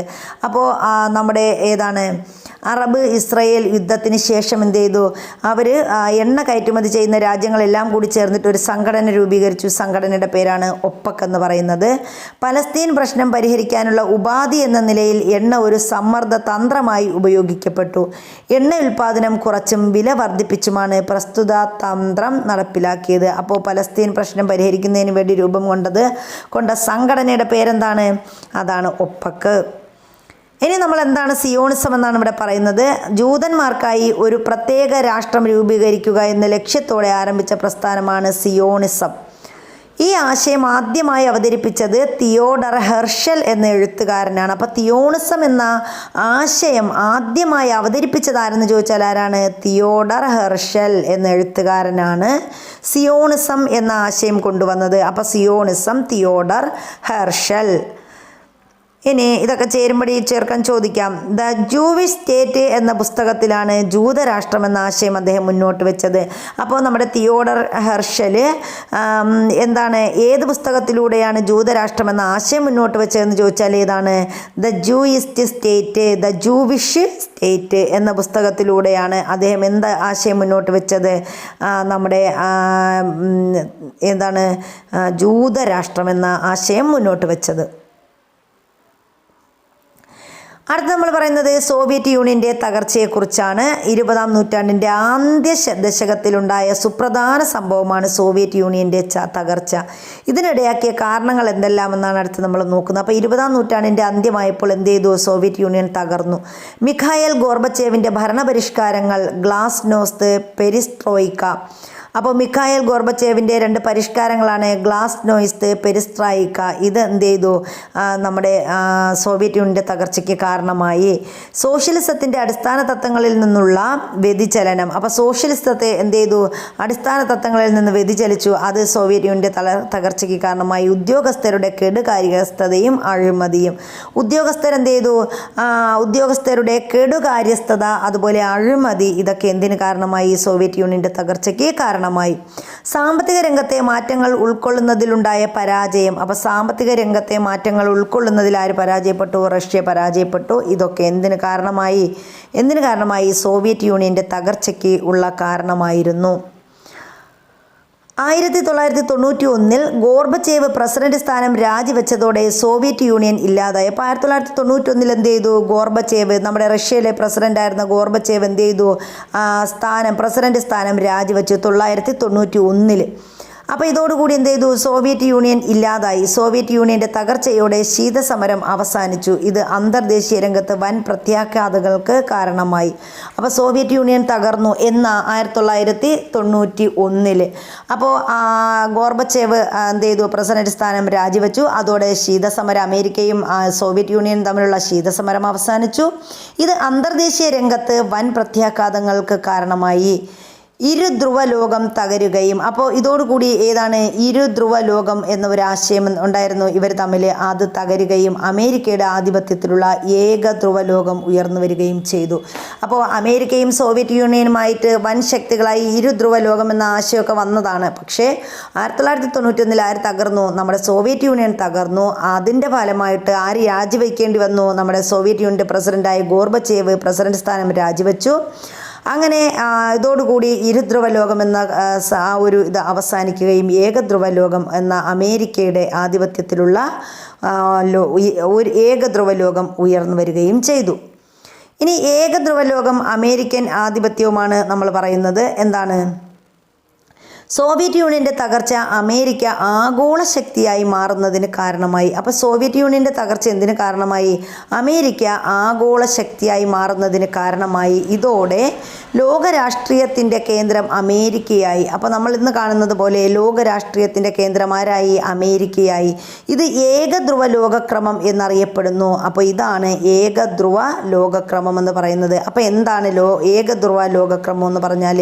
സോവിയറ്റ് യൂണിയൻ്റെ തകർച്ചയ്ക്ക് ശേഷം അമേരിക്ക ആഗോള ശക്തിയായി മാറുകയും അമേരിക്ക എന്താണ്? ലോകരാഷ്ട്രീയത്തിൽ ഏകധ്രുവ ലോകക്രമം എന്നറിയപ്പെടുകയും ചെയ്തു. അല്ലെങ്കിൽ അമേരിക്ക എന്താണ്? ലോകരാഷ്ട്രീയത്തിൻ്റെ കേന്ദ്രമായി മാറി. ഇതിനെയാണ് നമ്മൾ എന്തെന്ന് പറയുന്നത്? ഏകധ്രുവ ലോകക്രമം എന്ന് പറയുന്നത്. അമേരിക്ക ആഗോള രംഗത്ത് തങ്ങളുടെ ആധിപത്യം നിലനിർത്താൻ പല തന്ത്രങ്ങളും ആവിഷ്കരിച്ചു. അവ ഏതെല്ലാമെന്നാണ് നമ്മൾ അടുത്ത് പറയുന്നത്. ഏതൊക്കെയാണ്? അന്താരാഷ്ട്ര ഏജൻസികളെ ഉപയോഗപ്പെടുത്തി രാജ്യങ്ങൾക്ക് സാമ്പത്തിക സൈനിക സഹായം നൽകി. അപ്പോൾ അന്താരാഷ്ട്ര ഏജൻസികളെ ഉപയോഗപ്പെടുത്തി എന്ത് ചെയ്തു? രാജ്യങ്ങൾക്ക് സാമ്പത്തിക സൈനിക സഹായം നൽകി. സൈനിക കൂട്ടുകെട്ടുകൾ വ്യാപിപ്പിച്ചു. മാധ്യമങ്ങളെ തങ്ങളുടെ താല്പര്യങ്ങൾക്കായി ഉപയോഗിച്ചു. ഇതിലൂടെയൊക്കെയാണ് അമേരിക്ക ധ്രുവ കേന്ദ്രമായി മാറിയത്. അമേരിക്കയുടെ സാമ്രാജ്യത്വ നയങ്ങളാണ് ഗൾഫ് യുദ്ധത്തിന് കാരണമായത്. തങ്ങളുടെ സൈനിക ശേഷിയും സാങ്കേതിക മികവും ഈ യുദ്ധങ്ങളിൽ അമേരിക്ക ഉപയോഗിച്ചു. എന്നാൽ അമേരിക്കൻ ആധിപത്യത്തിനെതിരായ കൂട്ടായ്മകൾ ലോകത്തിൻ്റെ വിവിധ ഭാഗങ്ങളിൽ രൂപപ്പെടുന്നുണ്ട്. അപ്പോൾ അമേരിക്കയുടെ സാമ്രാജ്യത്വ നയം എന്തിനൊക്കെ കാരണമായി? ഗൾഫ് യുദ്ധങ്ങൾക്ക് കാരണമായി. തങ്ങളുടെ സൈനിക ശേഷിയും സാങ്കേതിക മികവും ഈ യുദ്ധങ്ങളിൽ അമേരിക്ക എന്ത് ചെയ്തു? ഉപയോഗിച്ചു എന്ന് പറഞ്ഞു. അമേരിക്കൻ ആധിപത്യത്തിനെതിരായ കൂട്ടായ്മകളും ലോകത്തിൻ്റെ വിവിധ ഭാഗങ്ങളിൽ രൂപപ്പെടുന്നുണ്ട്.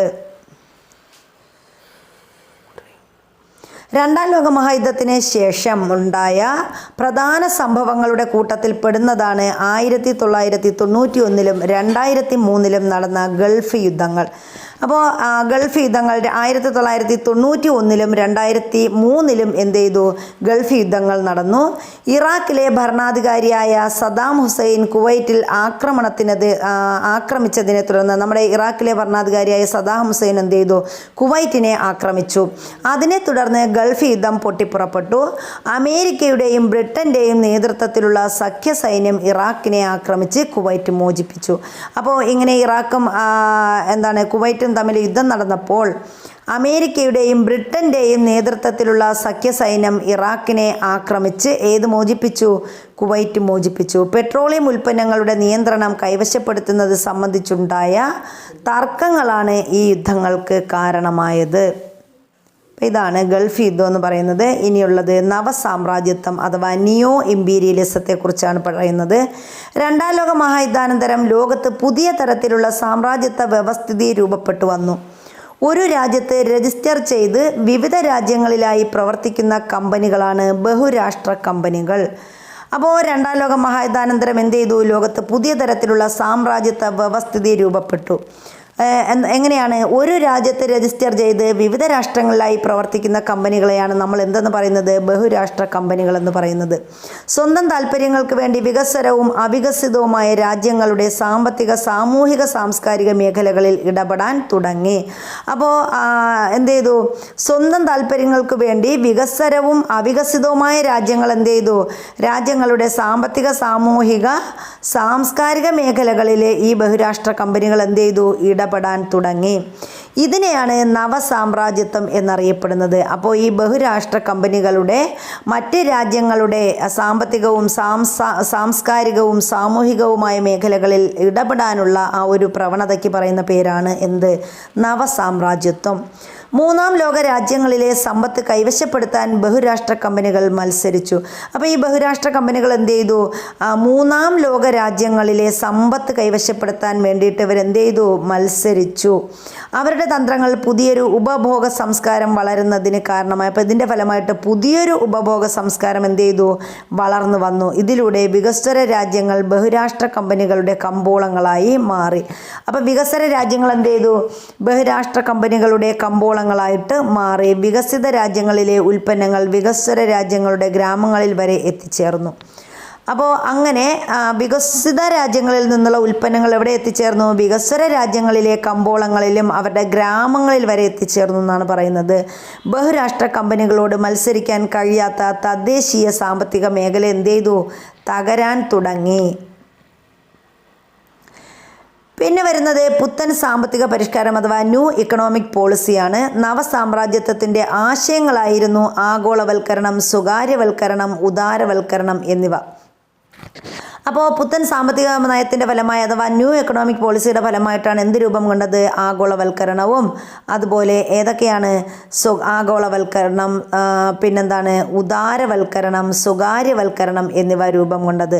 എന്താണ് ഉദാരവൽക്കരണം എന്ന് പറഞ്ഞാൽ? ബഹുരാഷ്ട്ര കമ്പനികളുടെ ഉൽപ്പന്നങ്ങൾക്ക് മൂലധനത്തിനും നിയന്ത്രണങ്ങളില്ലാതെ കടന്നു വരാനായി ഇറക്കുമതി നിയമങ്ങളും നികുതികളും ഉദാരമാക്കി. അപ്പോൾ ഈ ബഹുരാഷ്ട്ര കമ്പനികളുടെ ഉൽപ്പന്നങ്ങളും മൂലധനത്തിനും നിയന്ത്രണങ്ങളുമില്ലാതെ ഇതെന്ത് ചെയ്യണം? ഇവരുടെ ഉൽപ്പന്നങ്ങൾക്കും മൂലധനവും നമ്മുടെ മറ്റ് രാജ്യങ്ങളിലേക്ക്, വികസ്വര രാജ്യങ്ങളിലേക്ക് കടന്നു വരണം. അതിനു വേണ്ടിയിട്ട് ഇറക്കുമതി നിയമങ്ങൾ എന്ത് ചെയ്തു? ഇറക്കുമതി നിയമങ്ങളും നികുതികളും ഉദാരമാക്കി. ഇതിനെയാണ് ഉദാരവൽക്കരണം എന്ന് പറയുന്നത്. ഇനി എന്താണ് സ്വകാര്യവൽക്കരണം? സ്വകാര്യ മേഖലയെ പ്രോത്സാഹിപ്പിക്കുന്നതിൻ്റെ ഭാഗമായി പൊതുമേഖലാ സ്ഥാപനങ്ങളെ എന്ത് ചെയ്തു? സ്വകാര്യവൽക്കരിച്ചു. ഇതിനെ നമ്മൾ എന്തെന്ന് പറയുന്നു? സ്വകാര്യവൽക്കരണം എന്ന് പറയുന്നു. ഇനി ആഗോളവൽക്കരണം എന്ന് പറഞ്ഞാലോ? ആഗോളവൽക്കരണം എന്ന് പറഞ്ഞാൽ രാഷ്ട്രത്തിൻ്റെ സമ്പദ് വ്യവസ്ഥയെ ആഗോള സമ്പദ്ഘടനയുമായി ബന്ധിപ്പിച്ചു. ബഹുരാഷ്ട്ര കമ്പനികളുടെ താൽപ്പര്യങ്ങൾ സംരക്ഷിച്ചു. മത്സരങ്ങളിലൂന്നിയ കമ്പോളം നിലവിൽ വന്നു. അതിരുകളില്ലാതെ ഉൽപ്പന്നങ്ങൾ, സേവനങ്ങൾ, വിഭവങ്ങൾ, മൂലധനം, പുത്തൻ സാങ്കേതിക വിദ്യ, മനുഷ്യ വിഭവശേഷി എന്നിവയുടെ ഒഴുക്ക് സൃഷ്ടിച്ചു. ഇതൊക്കെയാണ് ആഗോളവൽക്കരണം എന്ന് പറയുന്നത്. അപ്പോൾ ഒന്നുകൂടി പറയാം, രാഷ്ട്രത്തിൻ്റെ സമ്പദ് വ്യവസ്ഥയെ ആഗോള സമ്പദ്ഘടനയുമായി ബന്ധിപ്പിച്ചു. അതുപോലെ ബഹുരാഷ്ട്ര കമ്പനികളുടെ താൽപ്പര്യങ്ങൾ എന്ത് ചെയ്തു? സംരക്ഷിച്ചു. മത്സരങ്ങളിലൂന്നിയ കമ്പോളം നിലവിൽ വന്നു. അതിരുകളില്ലാതെ ഉൽപ്പന്നങ്ങൾ, സേവനങ്ങൾ, വിഭവങ്ങൾ, മൂലധനം, പുത്തൻ സാങ്കേതിക വിദ്യ, മനുഷ്യ വിഭവശേഷി എന്നിവയുടെ ഒഴുക്ക് എന്ത് ചെയ്തു? സൃഷ്ടിച്ചു.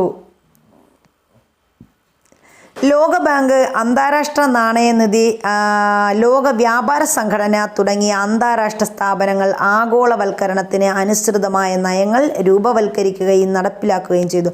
അപ്പോൾ ഈ ആഗോളവൽക്കരണത്തിൻ്റെ ഭാഗമായിട്ടാണ് എന്തൊക്കെയാണ് ലോകബാങ്ക്, അതുപോലെ ലോകബാങ്ക്, പിന്നെ ഏതാണ് അന്താരാഷ്ട്ര നാണയനിധി അഥവാ IMF, ലോക വ്യാപാര സംഘടന, വേൾഡ് ട്രേഡ് ഓർഗനൈസേഷൻ, ഇതൊക്കെ എന്ത് ചെയ്തു? അന്താരാഷ്ട്ര സ്ഥാപനങ്ങൾ ആഗോളവൽക്കരണത്തിനനുസൃതമായ നയങ്ങൾ രൂപവൽക്കരിക്കുകയും നടപ്പിലാക്കുകയും ചെയ്തു. ആഗോളവൽക്കരണം ലോകത്തിന് മുന്നിൽ പുതിയ സാധ്യതകളും അവസരങ്ങളും തുറന്നിട്ടു. അപ്പോൾ ആഗോളവൽക്കരണത്തിൻ്റെ ഭാഗമായി ലോകത്തിന് മുന്നിൽ പുതിയ സാധ്യതകളും അവസരങ്ങളും ഒക്കെ വന്നു. വിവരവിനിമയ സാങ്കേതിക വിദ്യയുടെ വ്യാപനവും സാധനങ്ങളുടെയും സേവനങ്ങളുടെയും രാജ്യാതിർത്തികൾ കടന്നുള്ള വിനിമയവും ആഗോള ഗ്രാമം, ഗ്ലോബൽ വില്ലേജ് എന്ന ആശയത്തിന് രൂപം നൽകി. അപ്പോൾ നമ്മുടെ ഈ ഒരു വിവരവിനിമയ സാങ്കേതിക വിദ്യയുടെ വ്യാപനവും സാധനങ്ങളുടെയും സേവനങ്ങളുടെയും രാജ്യാതിർത്തികൾ കടന്നുള്ള വിനിമയവും ആഗോള ഗ്രാമം എന്ന ആശയത്തിന് രൂപം നൽകിയെന്നാണ് പറയുന്നത്. ഇതൊക്കെ ഏതിൻ്റെ ഭാഗമായിട്ടാണ്? ആഗോളവൽക്കരണ ഭാഗമായിട്ടാണ്. എന്നാൽ ആഗോളവൽക്കരണം വികസ്വര രാജ്യങ്ങളെ ദോഷകരമായി ബാധിച്ചു. അതെങ്ങനെയാണെന്നാണ് അടുത്ത് നമ്മൾ പറയുന്നത്. എങ്ങനെയാണ്? ദേശരാഷ്ട്രം എന്ന ആശയത്തിന് ബഹുരാഷ്ട്ര കമ്പനികളുടെ കടന്നുകയറ്റം വെല്ലുവിളിയായി. അപ്പോൾ ദേശരാഷ്ട്രം എന്ന ആശയത്തിന് എന്ത് ചെയ്തു? ബഹുരാഷ്ട്ര കമ്പനികളുടെ കടന്നുകയറ്റം വെല്ലുവിളിയായി. തദ്ദേശീയ സംസ്കാരങ്ങളുടെ തകർച്ചയ്ക്ക് വഴിയൊരുക്കി. അപ്പോൾ ഇത് മറ്റുള്ള കമ്പനികളിൽ നിന്ന് സാധനങ്ങൾ ഇങ്ങോട്ട് ഇറക്കുമതി ചെയ്യുമ്പോൾ അത് നമ്മുടെ തദ്ദേശീയ സംസ്കാരങ്ങളുടെ തകർച്ചയ്ക്ക് വഴിതെളിച്ചു. കാർഷിക ഉൽപ്പന്നങ്ങളുടെ വില ഇടിഞ്ഞു. പൊതുമേഖലാ സ്ഥാപനങ്ങൾ എന്ത് ചെയ്തു? തകർന്നു. സാമൂഹിക സേവന മേഖലകളിൽ സർക്കാരുകൾ പിന്മാറി. അപ്പോൾ സാമൂഹിക സേവന മേഖലകളിൽ നിന്ന് ആര് പിന്മാറി? സർക്കാരുകൾ പിന്മാറി. പ്രകൃതി വിഭവങ്ങൾ കൊള്ളയടിച്ചു. ഇതൊക്കെ എന്തിൻ്റെ? ആഗോളവൽക്കരണത്തിൻ്റെ ഭാഗമായി വികസ്വര രാജ്യങ്ങളെ ദോഷകരമായി ബാധിച്ച കാര്യങ്ങളാണ്. 20-ാം നൂറ്റാണ്ടിൽ ലോകത്തിൻ്റെ വിവിധ ഭാഗങ്ങളിലുണ്ടായ സംഭവ വികാസങ്ങളും അവ ലോക ചരിത്രത്തെ എങ്ങനെയെല്ലാം സ്വാധീനിച്ചുവെന്നുമാണ് നമ്മൾ എന്ത് ചെയ്തത്? ഈ ചാപ്റ്ററിലൂടെ പഠിച്ചത്. സാമ്രാജ്യത്വത്തിൻ്റെ ആവിർഭാവത്തിന് വഴിതെളിച്ച സാഹചര്യങ്ങൾ, സാമ്രാജ്യത്വം നേരിട്ട പ്രതിസന്ധികൾ, സാമ്രാജ്യത്വത്തിൻ്റെ പ്രത്യാഘാതങ്ങൾ, ഇവ 20-ാം നൂറ്റാണ്ടിൻ്റെ ചരിത്രത്തെ രൂപപ്പെടുത്തുന്നതിൽ വളരെ വലിയ പങ്ക് വഹിച്ചിട്ടുണ്ട്. അപ്പോൾ ഇനി നമ്മൾ ഇവിടെ ലോകം 20-ാം നൂറ്റാണ്ടിൽ എന്നതിൽ എന്തൊക്കെയാണ് നമ്മൾ പഠിച്ചത്? 1-ാം ലോക മഹായുദ്ധം, അതിലൂടെ രൂപം കൊണ്ട സഖ്യങ്ങൾ, ത്രികക്ഷി സഖ്യം, ത്രികക്ഷി സൗഹാർദ്ദ സഖ്യം. ഇനി ഫാസിസം, അതുപോലെ Nazism, Benito Mussolini, Adolf Hitler, അതുപോലെ 2-ാം ലോക മഹായുദ്ധം, അച്ചുതണ്ട് ശക്തികളും സഖ്യശക്തികളും. പിന്നീട് യുദ്ധാനന്തര ലോകം, ഐക്യരാഷ്ട്രസഭ, ശീതസമരം, അതുപോലെ ഏഷ്യൻ ആഫ്രിക്കൻ രാജ്യങ്ങളുടെ മോചനം, ചേരിചേരാ പ്രസ്ഥാനം, സാമ്രാജ്യത്വം. ഇതൊക്കെയാണ് നമ്മൾ എന്ത് ചെയ്തത്? ഈ ചാപ്റ്ററിലൂടെ പഠിച്ചത്. അപ്പോൾ ഇത്രയുമാണ് 2ാമത്തെ ചാപ്റ്റർ, ലോകം 20-ാം നൂറ്റാണ്ടിൽ എന്ന് പറയുന്ന ഈ 2ാമത്തെ ചാപ്റ്റർ. അപ്പോൾ എല്ലാവരും നമ്മുടെ ക്ലാസ് കണ്ട് സബ്സ്ക്രൈബ് ചെയ്യാതെ കാണരുത്. പ്ലീസ് എല്ലാവരും സബ്സ്ക്രൈബ് ചെയ്തതിന് ശേഷം ക്ലാസ് കാണുക, ലൈക്ക് ചെയ്യുക. അതുപോലെ നിങ്ങളുടെ കമൻറ്റുകൾ കമൻറ്റ് ബോക്സിലിടുക. നിങ്ങളുടെ സപ്പോർട്ടാണ് ഇനിയും തുടർന്നുള്ള ക്ലാസ്സുകൾ എടുക്കുന്നതിന് നമുക്ക് പ്രചോദനമാകുന്നത്. അപ്പോൾ അടുത്തൊരു ക്ലാസ്സിൽ കാണുന്നത് വരെ എല്ലാവർക്കും നല്ലൊരു ദിവസം ആശംസിക്കുന്നു. താങ്ക്